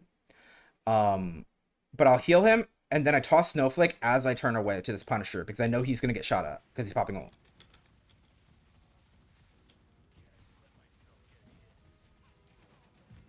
Oh, awkward. Okay. Okay. I mean, so I think there was a good in the first half. I feel like your Cloak and Dagger. I feel like there was some things that you intuitively picked up on as far as the positioning, and I feel like some of the mistakes that you were making were not necessarily your fault. It was because you were put in a position where you had to make mistakes to cover for your team's mistakes, and like it was just like a chain reaction of mistakes, right? Um, as Luna, you need, okay, literally. This might sound dumb, but if you are having trouble remembering to put the snowflake on people, go on Google and set a metronome for like 15 or 20 seconds. And every 20 seconds, when it clicks, just get in your head, be like, do I have snowflake on somebody?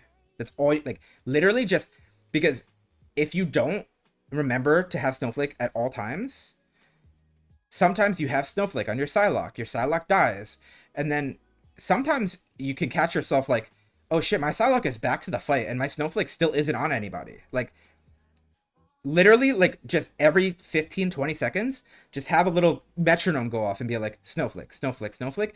And then literally after like, I shit you not, I will like, I'm gonna guess like 1 or 2 hours of playing like that, you won't need it anymore. You're just, it's gonna be second nature to just at least have snowflake on somebody at all times. Like it's just so important to at least have it. Putting it on a priority target or on the right people is the next step, but the first step is just making sure you have it on at all times. Like I don't care who it's on at this point, I just want you to have it on somebody.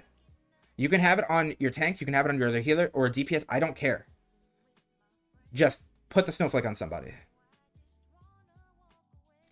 That's gonna be like the big rule of thumb here. Like for Luna specifically, um, and also playing your ranges. I think in general, the issue I've been seeing, or at least the biggest area of concern, is positioning. Um, I feel like where you're taking decent positions to heal your team, but there's a second factor you need to take into account, and that's your own safety. Remember how your target priority is going to be keeping your other healer alive? Um,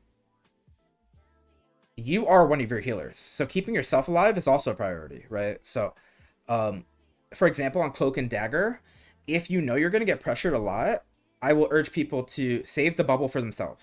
I know that, yes, you're healing your team less, but if you die, you're healing your team not at all. So you need to make sure you are safe, and you need to make sure your other healer is safe. That's your number one priority. And then you can look to heal your team. And it happens so fast. I know where it's like, oh, how do I go through these steps like one at a time? You kind of don't. Like it's very fast. It's like a second to second thing where it's like, is my cloak and dagger alive? Am I alive? Okay, I'm healing my tank. And then like every second you have to sort of think about that. And I actually have a couple of like drills that I will tell people to do, and I'll explain this after the game. Because so I feel like a lot of the methods that I will tell people to do things, especially so I the metronome thing. Let me turn this freaking music thing. I'm turning it off. Okay.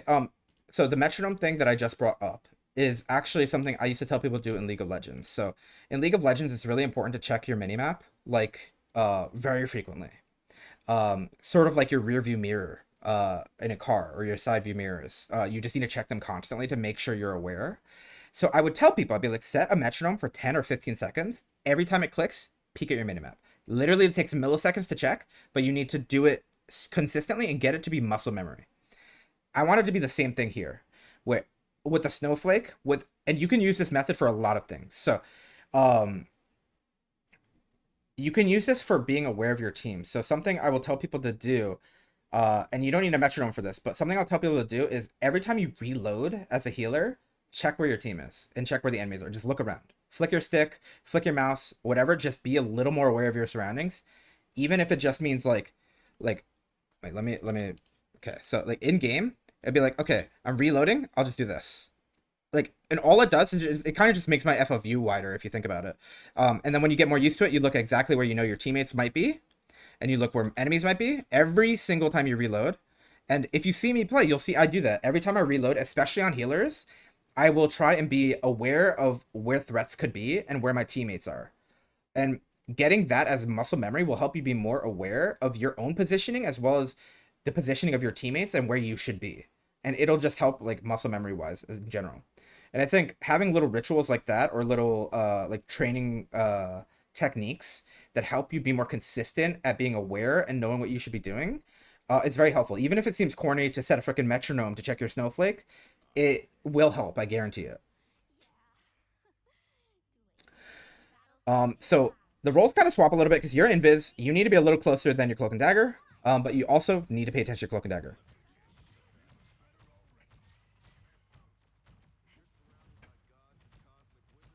We should be looking for cover as much as possible, which, I mean, it looks like you're doing pretty good at. Just make sure you don't walk too far up. Okay, good. We're looking at our cloak.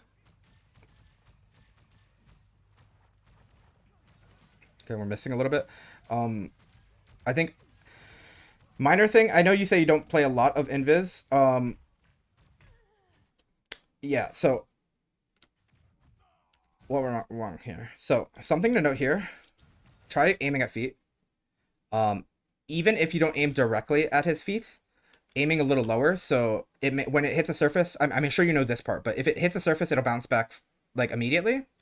So if you want to heal him faster, since he's very low, um, maybe, and this doesn't make you heal him like faster over time, but every single time you hit. So if you hit it on the way out, right, he can die before it hits this wall and comes back in, right? So he can die in that period of time.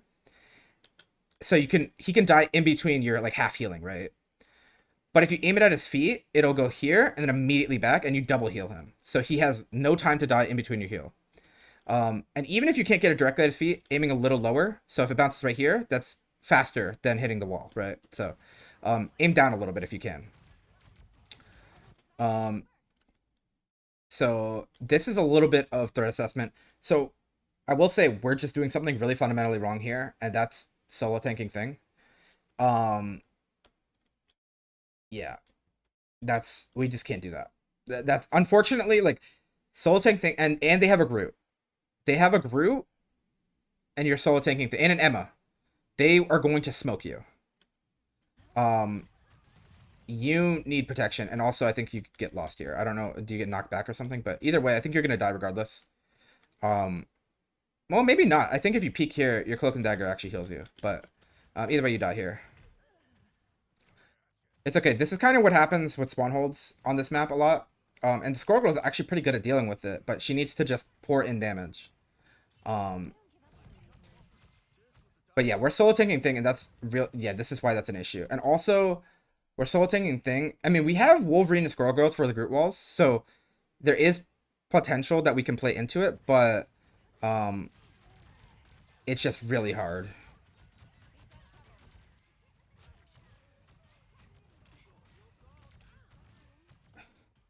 Um, I want to see this one more time. Okay. So at this point, we don't heal Squirrel Girl. Like, we don't need to back up anymore. Our spawn is no longer here. Our spawn is in this green. Loki greens just save your life. Also, we need to use our util a little better. So let's just look at this again.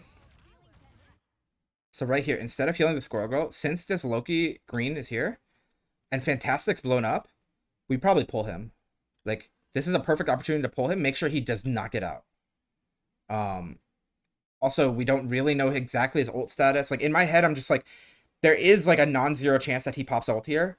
So we should pull him in. And make sure that he is for sure dead. Okay. I mean, I don't mind this angle that much. We're dying. Oh, we could have... Okay, never mind, never mind. Is that a thing up there? That's a thing, right? Yeah, okay. So, where are we looking? Are we switching? Why are we hiding? You need to be closer. Your thing... Like, you can't do anything back here. Your thing's gonna die, yeah. I think you could save him there. Like, you have a cloak and dagger here. I think we could be taking, like, this angle. Like, and sort of peeking, like, literally, like, shoulder peeking this and getting heals out. And if they start hitting you, your cloak and dagger can heal you. Your Loki can heal you. Like, you're the one who needs to be close. Loki and cloak and dagger can heal from any range. You need to be close. And you're solo taking thing, so you don't really have that much threat, right? Like, your thing is there. You have your tank. That's about the safest you can be.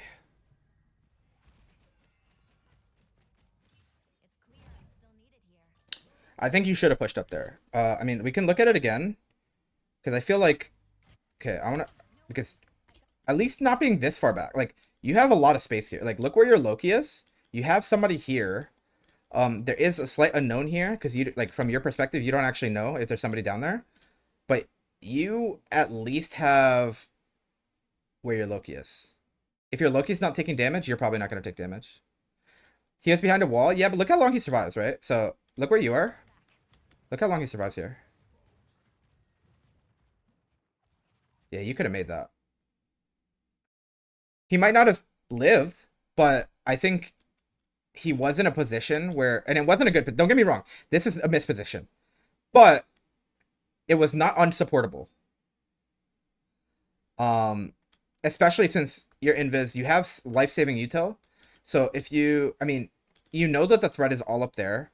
The only thing that you really would have to like worry, like the biggest threat here, like the thing I'm thinking about here, especially because I'm not entirely sure of the entire game state right here, but what I would be worried about in your exact situation right here, or let's go before he dies. What I'm worried about in your exact situation is, first of all, this is just not it. At the very furthest, we should be like here, right? At least ready to like catch him on his way back. But what I would be worried about exactly is like Magik coming up here. This is like the only thing I'm worried about.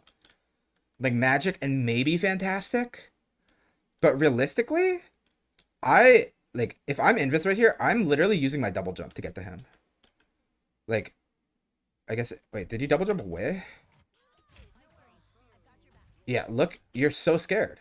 I would be double jumping towards him. I'd be double jumping behind this pillar. I would have cover. I would have healers looking at me. And I'd be able to support him from this range. And like, more than just a heal, right? Like, I could heal and I could push them. I can give an orb. Like, this thing probably could survive if you jump towards him instead of away from him. Like, realistically, like, he survives for so long without you. And then his body goes freaking flying. This is rough. I think you all just died. Like, you don't use anything here. I mean, we use Squirrel Girl ult, but I don't know why we do that, to be honest. Like, Squirrel Girl ult might get one and we trade, but like, if Squirrel Girl ult's getting something, the enemy team has something wrong, right? But we do have spawn advantage, so I guess there's merit to it. And now we have ult here. We're the first healer with ult here, so we should be probably looking to communicate that.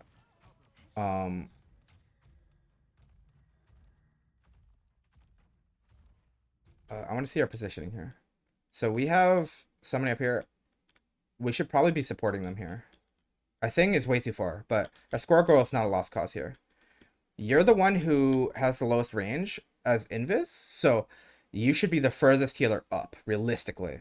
That's not always the case, like exactly, but if anybody's going to go up to help the Squirrel Girl get out if she gets pushed, it's going to be you. Especially because you have other utility, you have your push, you have your orb. So your Cloak and Dagger and your Loki being here is like, makes more sense. I think Loki should generally be a little further up as well, just because he needs to set up. Well, he doesn't need to set up, but he does better when he has a setup. Cloak and Dagger can just be any range and just shoot in the general direction of her team. But you could be up here supporting the Squirrel Girl here, especially because you're not even touching cart right now. Like you're just AFK. But Squirrel Girl dies, and that's looking where she died. That's her fault. I'm not gonna lie. Okay, so we have us against the world here. Okay, and then we match it, so we should get in that. No, we don't need to run. We just. Oh, okay. Look, who on their team can kill you right now? So let's look at this like realistically, right? So they us against the world. We use ours. So our cloak and dagger ults is right here. We have double jump. My first thing is like I can die right here. I don't really know what's in this disappear, but like I can die like right here. I'm dieable. Right here, I'm invulnerable. The only like on their team, from what you see, pretty much the only thing other than heavy focus fire, and they don't really have many people that can heavy focus fire, right? The only thing I'm really thinking of that can kill me is Darkchild. Like that's the only thing if I'm in this cloak and dagger ult.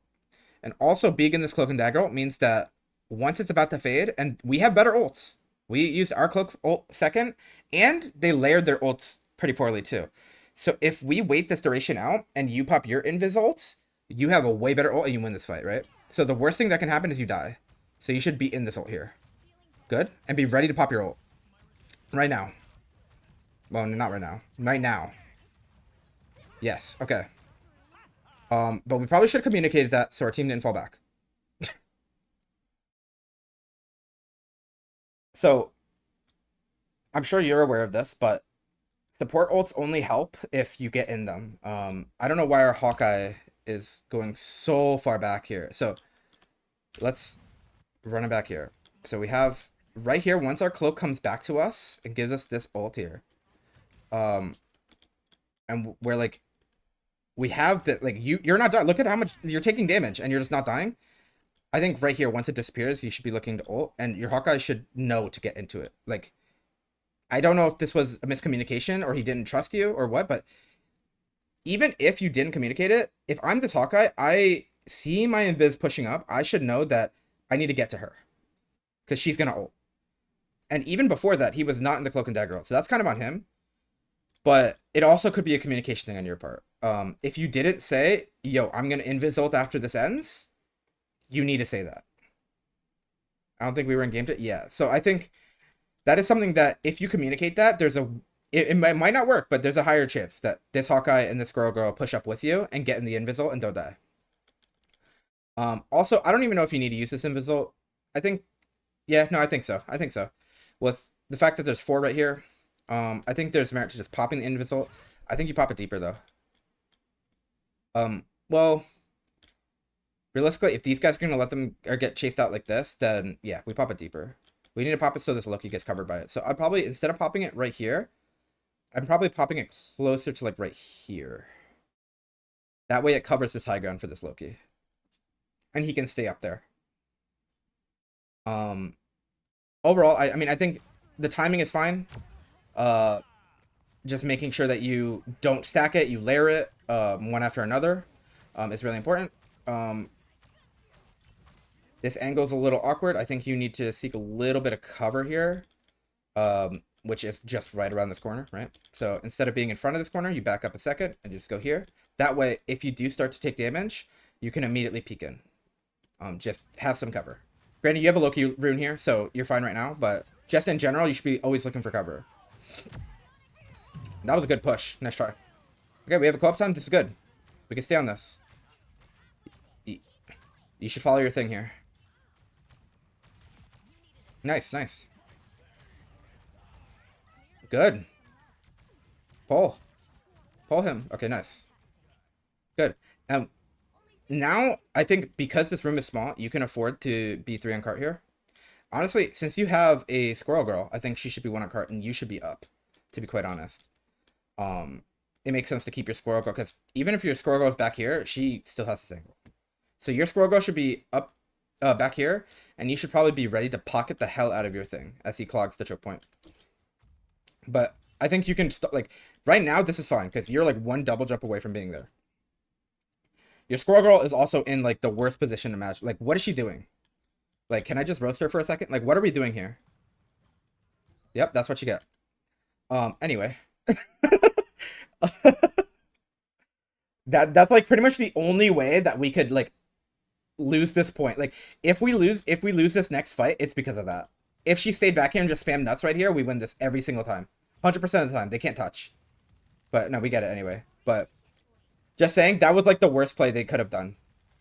That is okay, not only is that the worst play that Squirrel could have done, that is probably the worst play that anybody on your team could have done, other than like running in with Loki. Like literally that was the worst like play that seemed like viable in somebody's head that could have been done in this situation. Just saying. But overall, we get it. It's fine. It works out. Great. That's. Look at this. Look at this. Boom. You pull her right past the choke point. She's in between you and the thing now. That's like exactly perfect. Look. Like this cloak and dagger. She wants to heal her Emma. Oh, this thing is in the way. That was the perfect pull. I will say that on top of that, what you could have done just to layer it on top is give a shield to your thing right now. And maybe if there's another healer somewhere here, it'll block the line of sight. But either way, that was a perfect pull. And she dies for it. Like, that was excellent.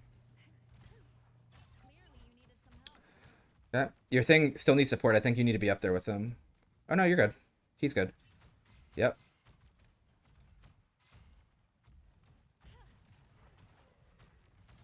Okay. Got out. Nice. Right here, I would probably be trying to... Actually, honestly, I think deathballing up here in this situation is kind of okay. But usually I will call to take this hallway. For a couple of reasons. So this hallway has a lot of strong angles that you can fight. This wall breaks actually. So right here, this wall breaks. So you can get this angle as well. And also it opens up a lot of flank routes for both attackers and defenders. So if you don't take this hallway right here, they can flank up here. They can get this high ground here. They can even cross to this high ground. They can jump down here and get a low ground flank. And if you take this high ground, then all of a sudden you have the ability to take these angles and force them to fight you back. So I usually would advise, like, this is a very important area of the map. Like, this hallway is, like, super important. However, we're solo tanking thing. And even so, I think we probably still should. And we should leave probably Squirrel Girl on cart.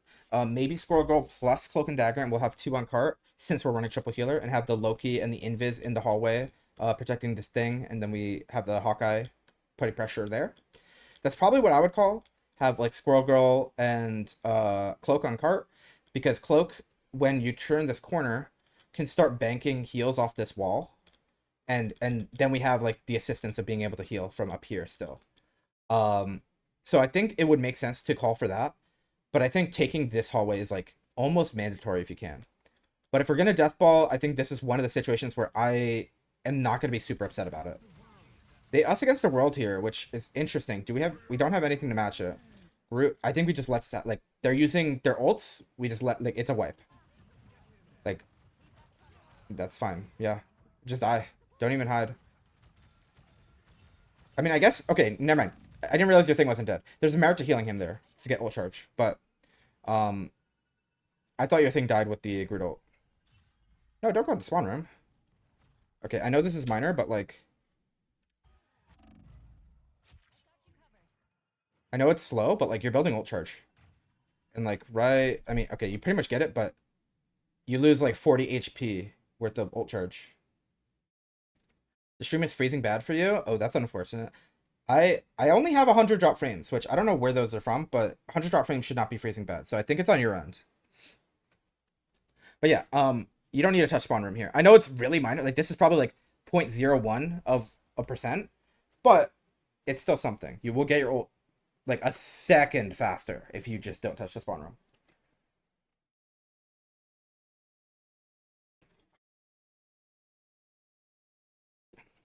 But that's really minor. But keep in mind, healing does give you ult charge even if you're healing yourself with passive such as Invis or Loki. So any amount of healing will give you ult charge. Just something to keep in mind. But that's really minor. I don't even want you to like have that like as a takeaway from this, because that is a very minor detail, but it is worth noting. So remember what I said about being first in line? Where's our tank?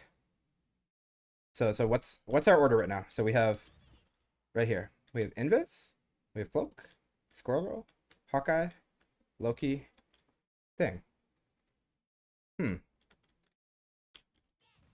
So yeah. Yeah, so what exactly, so if you're just looking at this without knowing the context of the game, what exactly is the game plan here? We're sending in Invis and Cloak and Dagger first and Thing in the back. So if you didn't know anything about this game, like what are we thinking is what we're trying to do? Because honestly, I couldn't tell you. Like why are we doing this? The only thing here, like I don't know what happens here, but the one thing that I can see happening here is group puts a wall right here and both healers die. Like that's probably the most likely scenario in my head, where it's just like we're using our escape to get inward.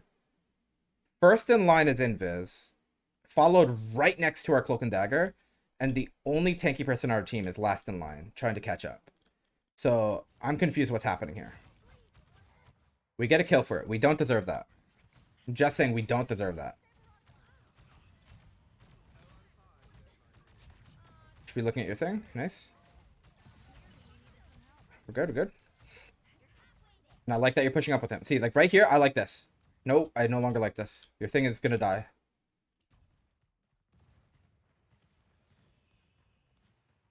He's pushing a little too far here.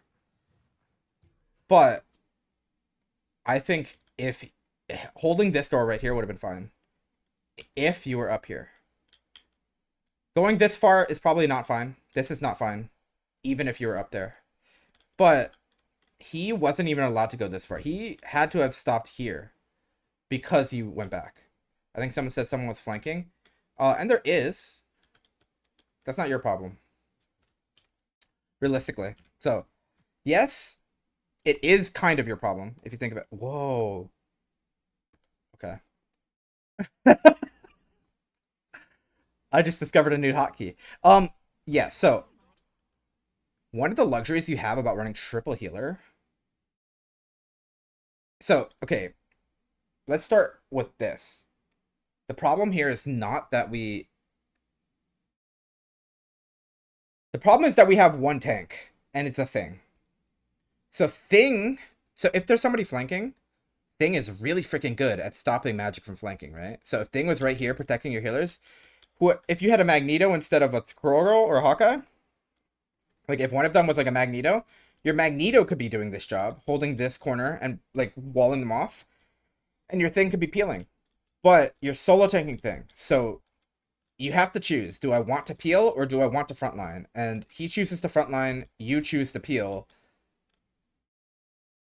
Something bad's going to happen, right? Someone's going to die, whether it's the people that need peeling or the people who need healing. Somebody's going to die. So we're both we're just making split decisions. And the thing is, if this is one of those things where if somebody makes a bad call, it makes more sense to sometimes, not always, but a lot of the times it will make more sense to follow the bad call than to make split calls, even if one of the calls is good. So if somebody's flanking and it's like, oh, we should turn around, kill the flank, which makes sense. In this case, I think taking space makes sense more. But if the call is to, you know, fight flank, I think that makes sense. It's a valid call. But if somebody is like, yo, we need to take space at the same time, if this Thing is guaranteed to die if nobody helps him, I'm probably going to help him and tell him to back up at the same time. Like, I'd be like, yo, we need to back up. We can hold this door, but like right here is not a good spot. We need to play like right here and hold this door. But we still need to pay attention to the flank. The only reason why I think taking space makes sense here is because we have a team wipe. It's one person. If this Magik solo kills your Cloak and Dagger, your Loki, and your Squirrel Girl, or your Hawkeye, like, if she 1v3s them, then your team has a problem. You should be allowed to help this thing here. Is the thing, right? Uh, and I hate that that sounds super redundant, but I'm using them in different contexts. But you should be able to help this guy because your team should not need you. But we turn around and he dies before the engagement even happens. Like, he literally dies before this Magik even touches us. Which, we do get the Magik, but look at this. So she bought enough time that since we had nobody taking the space, look at their entire team. She, even though she dies, you go 1-for-1. You're going 1-for-1 here. So you trade their Magik for your thing. Granted, he's already spawned by now, but he needs to come back. And so it's a 5v5 here, but look at this. It allows them to get a good position. They're in position now because we traded 1-for-1. And that could have been prevented if we either assisted the thing or turned on the Magik better and hunted her. But I think taking space would make more sense in my head. But I think there's merit to both sides. But the thing we can't do is split the call. Like, thing wanted to do one thing and you guys want to do another. So it wound up trading 1-for-1 instead of going 0-for-1. Okay, I like this. We're doing this. You need to be ready to ult as soon as Cloak and Dagger ult ends.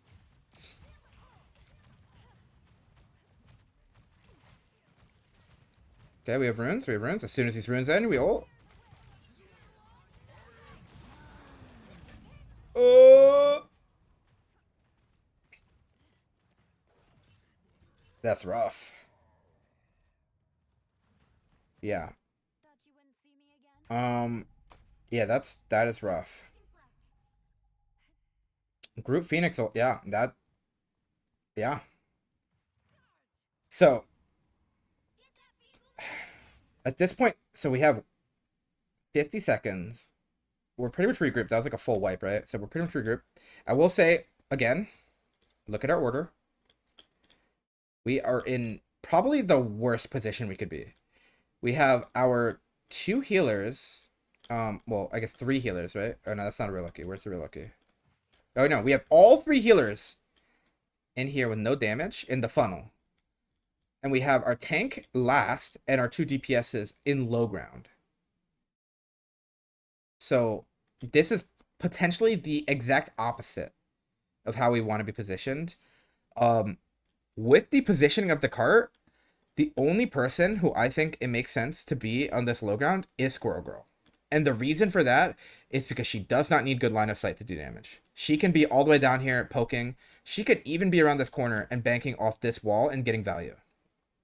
And also, she can join you guys on the high ground very easily with her mobility. Like, she can just jump up through this hole and help you guys. I think literally, I would call all 5. Except maybe Squirrel Girl. Either 6 or 5. Squirrel Girl is the only one allowed to be down here. I'd call all of them through this hallway. But what I wouldn't be calling is to have you guys in front. This thing needs everybody behind him. He should not be the last one in. It doesn't matter if you guys can get there first. You have 47 seconds. If one of you die, if one of you guys die here before thing gets there, you lose. Like, pretty much. You burn runes because you guys are in there before thing. So, like, you can't afford to just be there. And now that I think about it, they have a Groot, so I would be calling the Squirrel Girl up there, too. Squirrel Girl needs to be up here to break the walls. Just saying. Thing drops down. This puts you guys in a really bad position, actually. Yeah, see, this is why you can't really solo tank Thing. Because now you have nobody to help you close the gap. Like, you guys kind of just have to... He's, like, expecting healing, but you have nobody to protect you in this way. And... I mean, that's a big clobbering time. There's the Against the World. But, like, look at where we have 2 down. Our Loki had ult, and he dies, so... Not good. So we have to just portal here. So it has to be you that switches to Strange. Because Loki's got ult.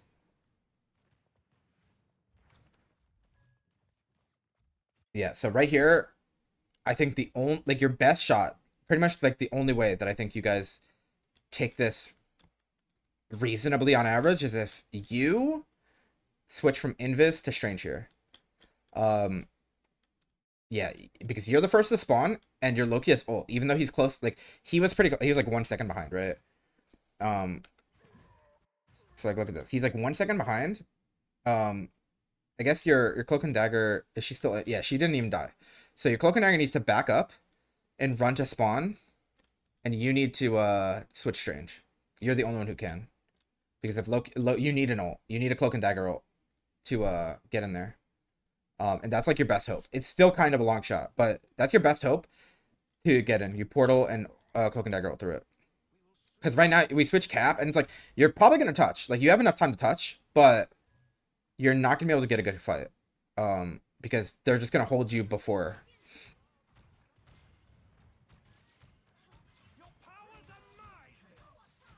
Okay, so we have to follow that. Okay. Oh, okay. So as Invis, we need to build a reflex of pushing flankers. Um, and I can show that in the training room in after this. So, and it looks like you guys are gonna lose here, but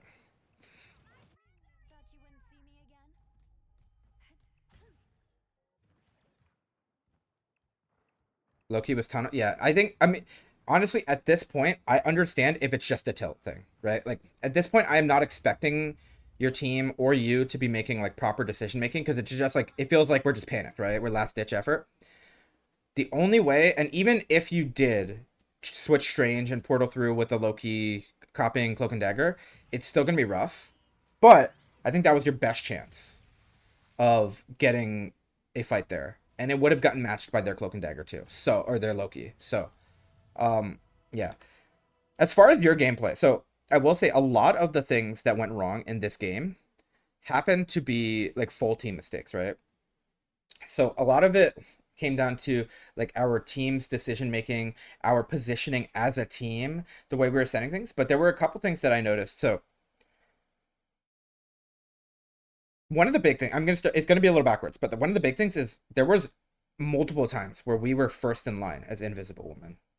Um, just as a healer,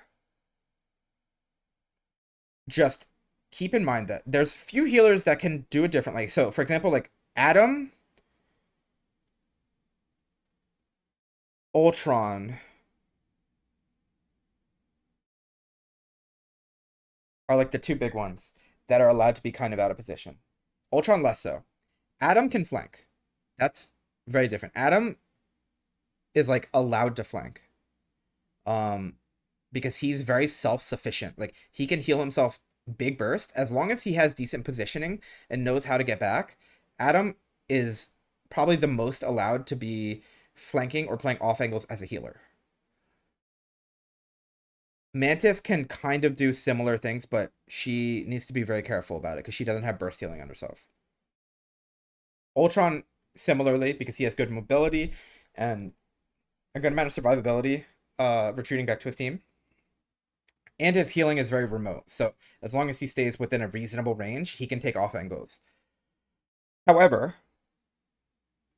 any other healer, literally every single other one, Luna, Loki, Invis, Rocket, all of them, you want to have this like general rule of thumb. There are exceptions and times where you can break this, but if you are not very comfortable with pushing your limits, the general rule of thumb that you should just always have is you want to have ideally a tank on your screen. If you cannot see a tank or somebody on your team who can protect you, you are in a bad position. Like literally on your screen. The only time where you can be in a good position and not see a tank is if you are swiping to check your surroundings, right? So, I think inner tank latex, yeah, because so actually, let me start Cloak and Dagger. So, pretty much at all time, it doesn't matter if like I'm literally gonna make him a tank to just get it across, right? So it doesn't matter if I am here, if I am up here, or way back here. Even if I lose this auto target, like I can't lock onto him, but at least I can do this, right? And also daggers bounce, so like I can, okay, well that's auto targeting, but like if I, Jesus Christ, if I hit like this, like I can still heal. So It's not consistent or fast like directly, but you can. But if I can see this tank, I'm doing way better than if I cannot see a tank. So if this is my tank and somehow this happens, where am I? You should feel super lost in this situation. I need to see my tank. And the exception here is if you're healing your tank and you do this and you're looking around your surroundings. If you're looking here and you know where your tank is and you know that your tank is in between you and the enemy team, you're fine. But the other thing is the metronome. I tell people this with Cloak and Dagger specifically because look how she fucking spins around when she reloads. Do that with your mouse or your joystick or whatever, right? So every time you reload, if I reload, it doesn't matter if I'm looking at my tank. I can't heal him. I'm reloading. So if I'm doing this, it doesn't matter if I'm looking here, looking here, looking here, here. It doesn't matter. I'm not doing anything. I'm reloading. So if I need to reload, just take this second to... Right? So I'm looking at my teammates. So I'll be like this. Oh, they need healing. I'm gonna look there. Throw a bubble. Reloading. Okay. Oh, there's a Black Panther on me. Let me get away. Okay. I'm healing. I need to reload. Okay. Black Panther's gone. Let me go back up. Yeah. You need every single reload. Just do a quick pulse check of what's happening in the game. And it's kind of difficult at first to just every single time have that inner dialogue of like, oh, somebody needs healing over there. Maybe I should look there. And sometimes you have to cancel the heal. You're like, I'm reloading. Oh, I need to give him a bubble. And then you reload again. But every single like literally every single reload. Doesn't matter if you are on Rocket, every reload. If you are on freaking Mantis, you should always like, I feel like Mantis you generally have to be pretty twitchy about. Because even when you reload, like, I play Mantis like a freaking psychopath. Because I'm like constantly twitching around. But every single healer, even freaking Ultron, Jeff, Adam, every single healer, when you reload, do a little bit of a check. Even if it's like minor. Oh, Black Panther. Every single one. You need to do like a little spot check. And over time, when you do that enough, it just becomes second nature that you start doing it. I think this happens a lot with Rocket, for example. So every single shot. So Rocket, he shoots not too slow, but when I play Rocket, a lot of times I will find myself doing this. Or I'll like looking at my surroundings. Sometimes you have to like run away and you're constantly just like looking back. But I basically have a 360-degree camera because I know that I can heal constantly while still checking my surroundings. And that's kind of the thing you need to be able to do. It doesn't need to be perfect or anything, but it'll help you build a lot of awareness if you are aware of your surroundings, if you just maximize that downtime you have. And reloading is the biggest downtime you have. Another one that's really common downtime is Cloak and Dagger's ult. So if you play a lot of Cloak and Dagger, you might notice that this is a trend where you pop your ult and you hear Fear Magneto. So while you're dashing, you need to be looking for him, right? So you pop this Fear Magneto and I'm like, oh shit, he's up there. Let me go this way. And now he can't get me, right? So you need to know where he's coming from. And I feel like a lot of Cloak and Dagger players kind of just have that built in their system at this point because it happens so common. But any amount of downtime, try and do your best to look around. And there's not a lot of downtime. It's mostly reloading, honestly. A lot of it comes from reloading or popping ults. That's like the big ones. So that was something I noticed. Another thing is the snowflake. And that's, I mean, a very easy thing to fix. Like, and I am dead serious about just setting a metronome. Play in quick play, probably. Just like play quick play on Luna. Just set a metronome to click every like 20 or 30 seconds, 15 maybe. If you, it might get annoying, but like I think 20 seconds is probably a good number. So 3 times a minute. And every time, just check, be like, do I have snowflake on somebody? And when you have snowflake, you'll know, like, it's not like a super annoying well, okay. Like, you'll see that little icon, and it'll let you know if they're low, too. So, like, it'll turn yellow, and it'll turn red if they're about to die. But, just, every time it clicks, just freaking be like, oh, do I see that symbol? That's all you need to do. Be like, do I have snowflake on? And after, like, it'll probably take like 3 quick play games, and you'll be like, okay, it's important. I need to get Snowflake every single time. Um, and that I think that legitimately helps a lot of the people that I've told in other games, especially like League of Legends was a big one where it's like that the metronome training was like straight up like very effective of being more map aware. I think that's a big thing because it's like it's kind of hard to identify other mistakes in the Luna gameplay because there's something you did a lot of like things that were really good. There's like some times where it's like I think popping the clap at the wrong time was like a little bit of a criticism and positioning was a criticism. But realistically, the biggest mistake is just not having Snowflake on anybody. Like once you have Snowflake on other, we can talk about those kind of things. But getting good like baseline fundamentals because like if you were using your clap perfectly, your snowball perfectly, your ult perfectly, but you just were forgetting your Snowflake, you're still probably going to be less effective than like a mid Luna that's using her Snowflake. It's that important. Um,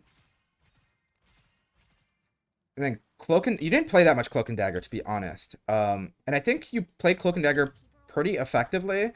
I think keeping your range is important, but you switch off pretty quickly after like one team positioning mistake.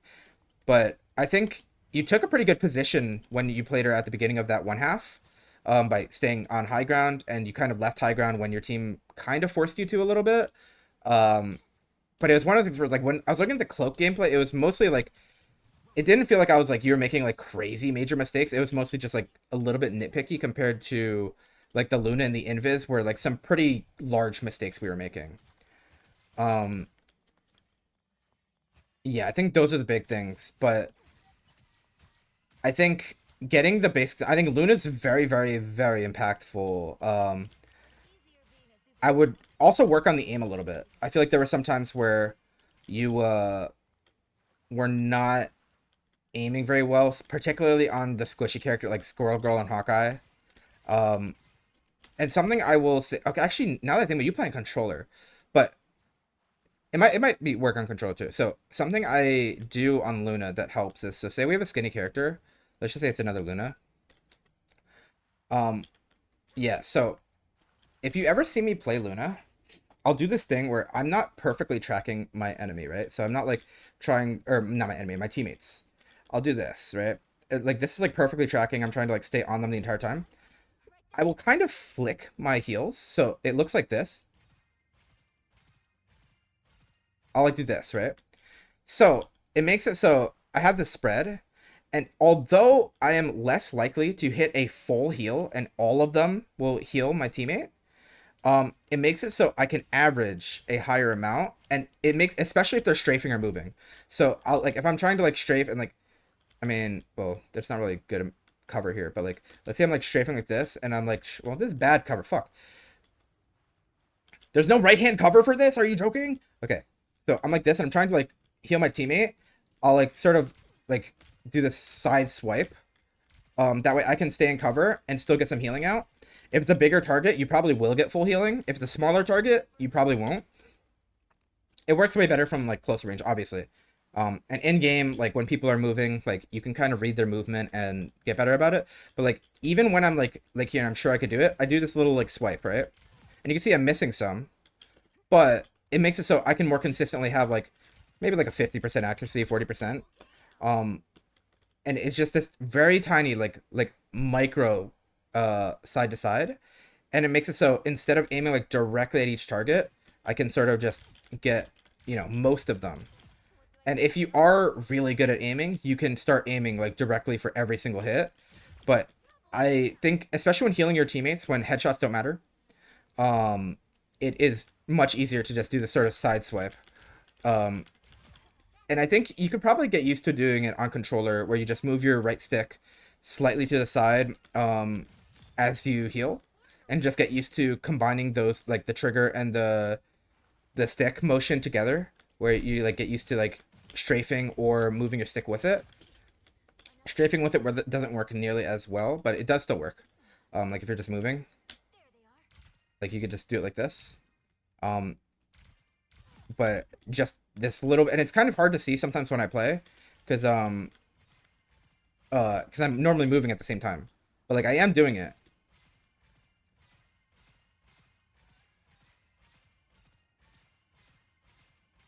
and that it helps get more consistent healing. Because I feel like if you try and lock on and aim it like it's a Hela, for example, like say you're like if you're aiming it like it's Hela, where it's I need to hit every single shot, um, you're gonna wind up missing more because you're trying to hit either the full burst or none of it, and it makes it so you have less consistent healing. I would rather have consistently not perfect healing than inconsistent healing at like in general, right? And that's just a little trick that might help if you are struggling to aim with Luna. I don't think it's optimal. Like I don't think like if you have the ability to aim better, you should. But I think if it helps, then doing this little like side to side swipe motion helps a little bit. Um, it's a lot easier on mouse though, I will say. But it might be something to practice on controller, and it might help. Just getting most of your shots down.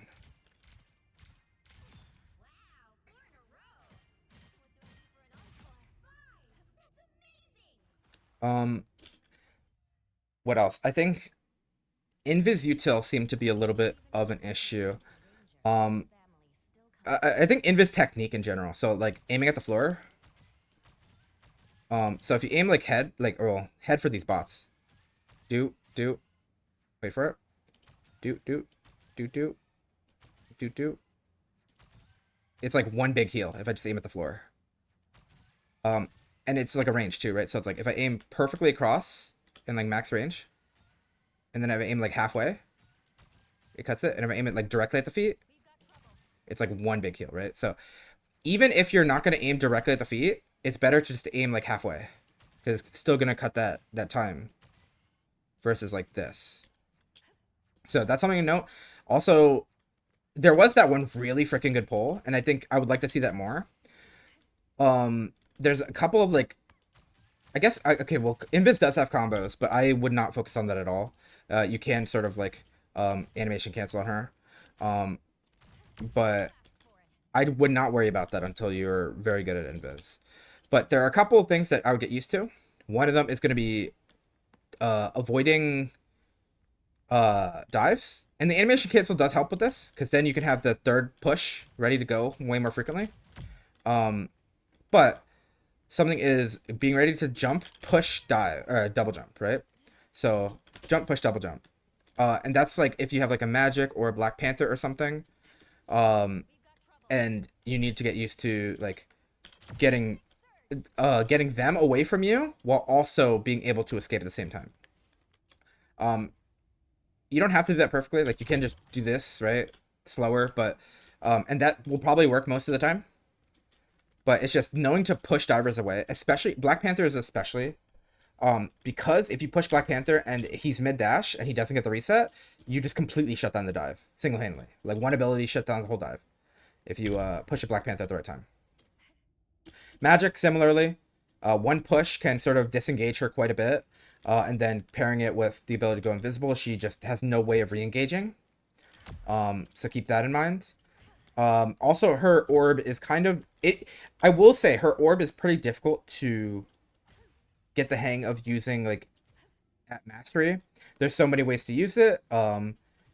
Obviously, you can take flyers out of the sky with it, which is big. You can clog choke points, so like just putting it here, and just forcing them to walk through it. You can also do this, right?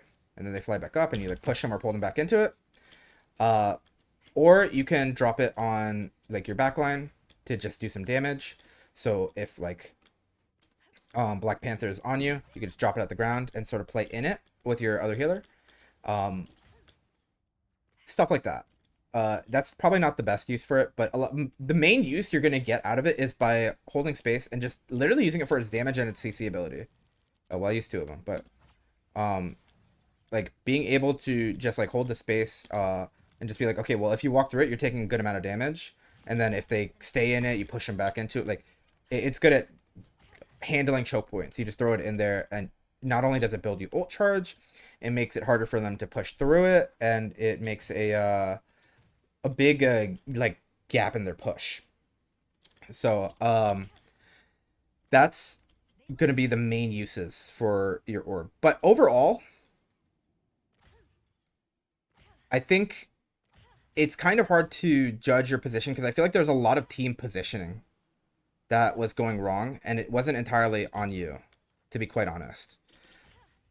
I think the cloak and dagger positioning, I think what I was saying during the cloak and dagger portion was kind of the big takeaway. Um, yeah, I think that's probably all about that one, to be quite honest. I think there's a lot to work on, especially when it comes to the character specifics, but I would like to see those character specifics get addressed, especially the frickin' snowflake. That was triggering me, I'm not gonna lie. But I think knowing the fun, I would like to see more games of you playing support to see what the fundamental issues are, because I feel like a lot of them were character specific, to be honest.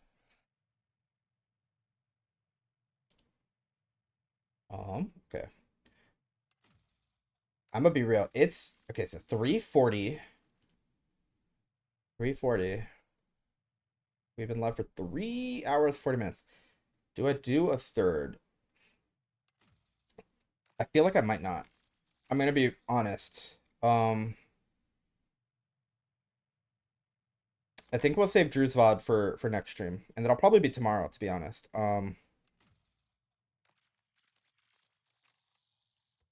Yeah. Because if we're 340 in, that means we're averaging like an hour and a half per VOD, and I think pushing another hour and a half might be a little bit much. But that's where I'm gonna leave it. That yeah, I apologize to Drew because I didn't get to his VOD today. But also Drew's not here, so I do not feel bad about doing Venny's first. No problem, Venny. I appreciate everybody for giving me VODs to look at, for hanging out, just showing support in general. It's always a wonderful time.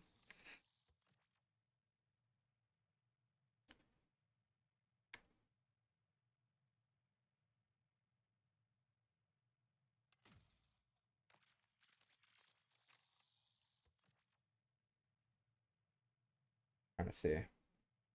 I think that's where I'm gonna end it though. Yeah. I was really nervous, but I kind of want to look good. Okay, so let me talk about that for a second. I'm gonna be completely real.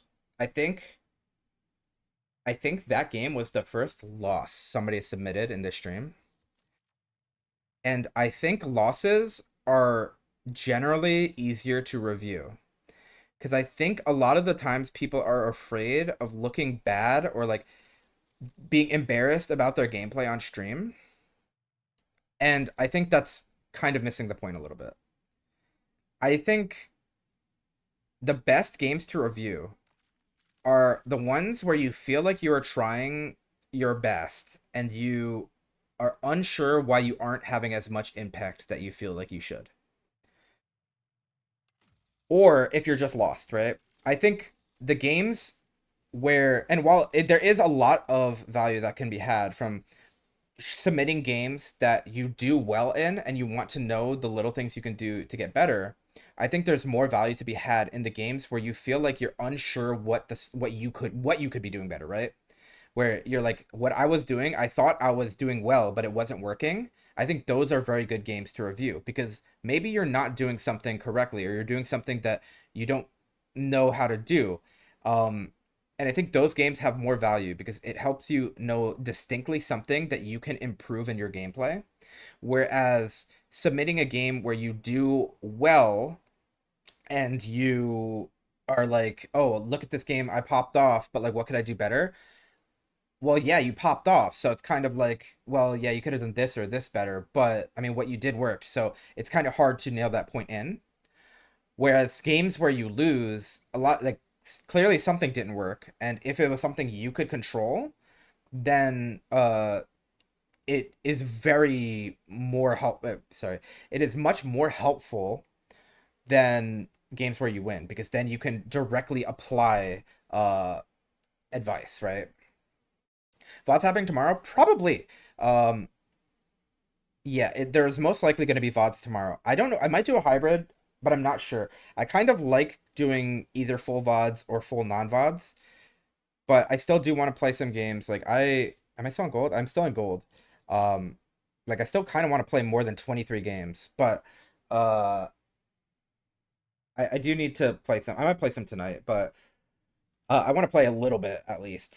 But there will probably I'm gonna say like 70% chance. So not like guaranteed, but there's a good chance that there will be VOD reviews tomorrow. If there is not any tomorrow, it will be in the next stream. Um, but it is most likely going to be tomorrow where we do more. What's up, Drew? We're ending. Um, oh, Drew is here. I apologize, Drew. I cannot do another hour and a half, but I, so we will probably do VOD reviews tomorrow, and Drew will be the first VOD review tomorrow. Um, Regardless if it's tomorrow, Drew will be the first VOD. Then he will be the next VOD I do, because I was gonna do him today, but I did not get around to it. So you will be the next VOD that I review. Um, Going to play with CK. Is CK streaming? Um, but yeah, I think I, as much as I appreciate all games that get submitted and like being able to look at anything, I feel like the games that are most valuable to look over are the ones where you kind of feel confused about why things didn't work. Like stuff like that, where it's just like where things don't go the way you think they should have in your head. Because I feel like a lot of people who have been submitting VODs, and this is no shade at anybody, but a lot of people will submit VODs that they perform decently in or well in, or like they SVP but lose, or they MVP and win. But a lot of people will submit VODs that make them look good. And I just want to make it very clear that submitting a VOD to this stream, maybe other streams is different, but on here it's about improving. It's not about looking good. If you're doing things that are like laughably bad, it's okay. Like it's not I respect the mentality of trying to get better way more than the mentality of looking good in a game. Um and that's just a thing. I think that if you're really trying to get better, you need to try prioritizing reviewing over games that will help you get better. And I think those are the better ones, right? I want to play comp with you because your game is crazy. I feel like I get that sometimes. There have been multiple people that have wanted to play comp with me, which is interesting because on my main account, my plan, and I still do not play enough games to get there, but my plan on my main account was to solo queue, like this count, this is all solo, was to solo queue until I got to a point where I felt like I was going to get hard stuck. So, and I imagine that like with my performance and like my pass and all that, I imagine it'd probably be around like GM Celestial where I would start to feel like, oh shit, I need a duo now. Um, and I think that was when I was gonna find a duo of that rank. Because okay, I mean this in I don't know how to say this without sounding like an asshole. I'm gonna be honest, but I don't want to promise my friends that I'm gonna duo with them and say my friends play at a platinum level, right? I don't want to promise them I'm gonna duel with them and then reach Grandmaster and be unable to duel with them and be like, sorry, you just missed out. Like, I don't want to be that guy. So I want to solo queue until I reach a point where I feel like it's appropriate for me to duo and not leave my friends feeling like passerbys, right? Like I don't want to use people as stepping stones. Um, but and that sounds really like egotistical. That's like, oh, I'm so much better. Like, I don't mean it like that. But I'm very clearly not a gold one player. um, uh, I I don't know what to say without sounding like I'm trying to be holier than thou. But like I just don't want to make people feel like I'm like leaving them behind and it's like, oh, he wants to play with his better friends, like shit like that. Like that feels so bad. So I just don't want it to be, I don't want to feel like that guy. So I have just sort of set this rule that on this account, on my main account, I'm strictly solo queuing until I get to a point where I feel like, oh, my win rate started dropping. I'm sort of struggling in these lobbies. Maybe a duo would help me fill the gaps. I think once I hit that point, that's when I'll start duo queuing on my main, or like stacking. But until then, I have a separate account that is strictly that's where I play with my friends. Yeah, it's a skill issue. Sorry, PC. Yeah, like I don't know how to like.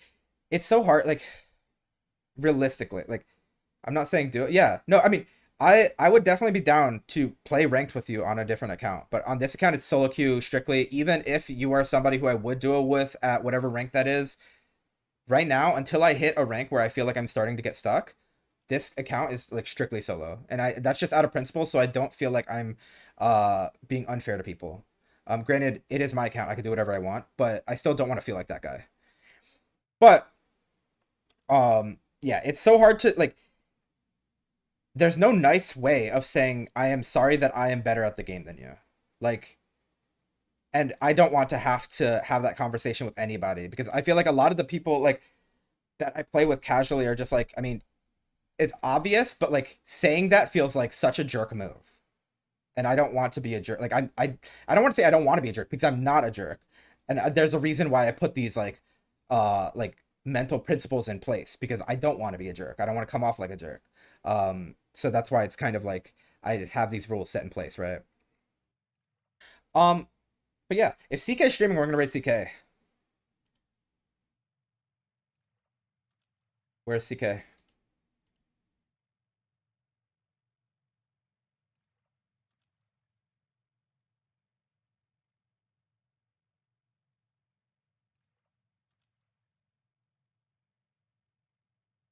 Yes, yes, we are raiding. Um, I may or may not be joining CK in games tonight. So if you want to continue hearing my voice or see me play, then that's probably where I'll be, to be quite honest. But the but the stream here is ending. I appreciate all of you for after all that for what? I appreciate everybody who gave me a VOD to review, who supports the stream in any way, who watches, who follows, who joins the Discord. Join the Discord, by the way. Um, but yeah, I appreciate all of you for letting me do this because it is a blast. It makes me very happy, and I appreciate all of you for that. Let's go have fun with CK. Also, I will say at this time, I'm pretty sure CK's stream is 18 plus. So if you are not 18, do not join this raid. That's all I'm saying. Um, but yeah, everybody have a good day, and see y'all later.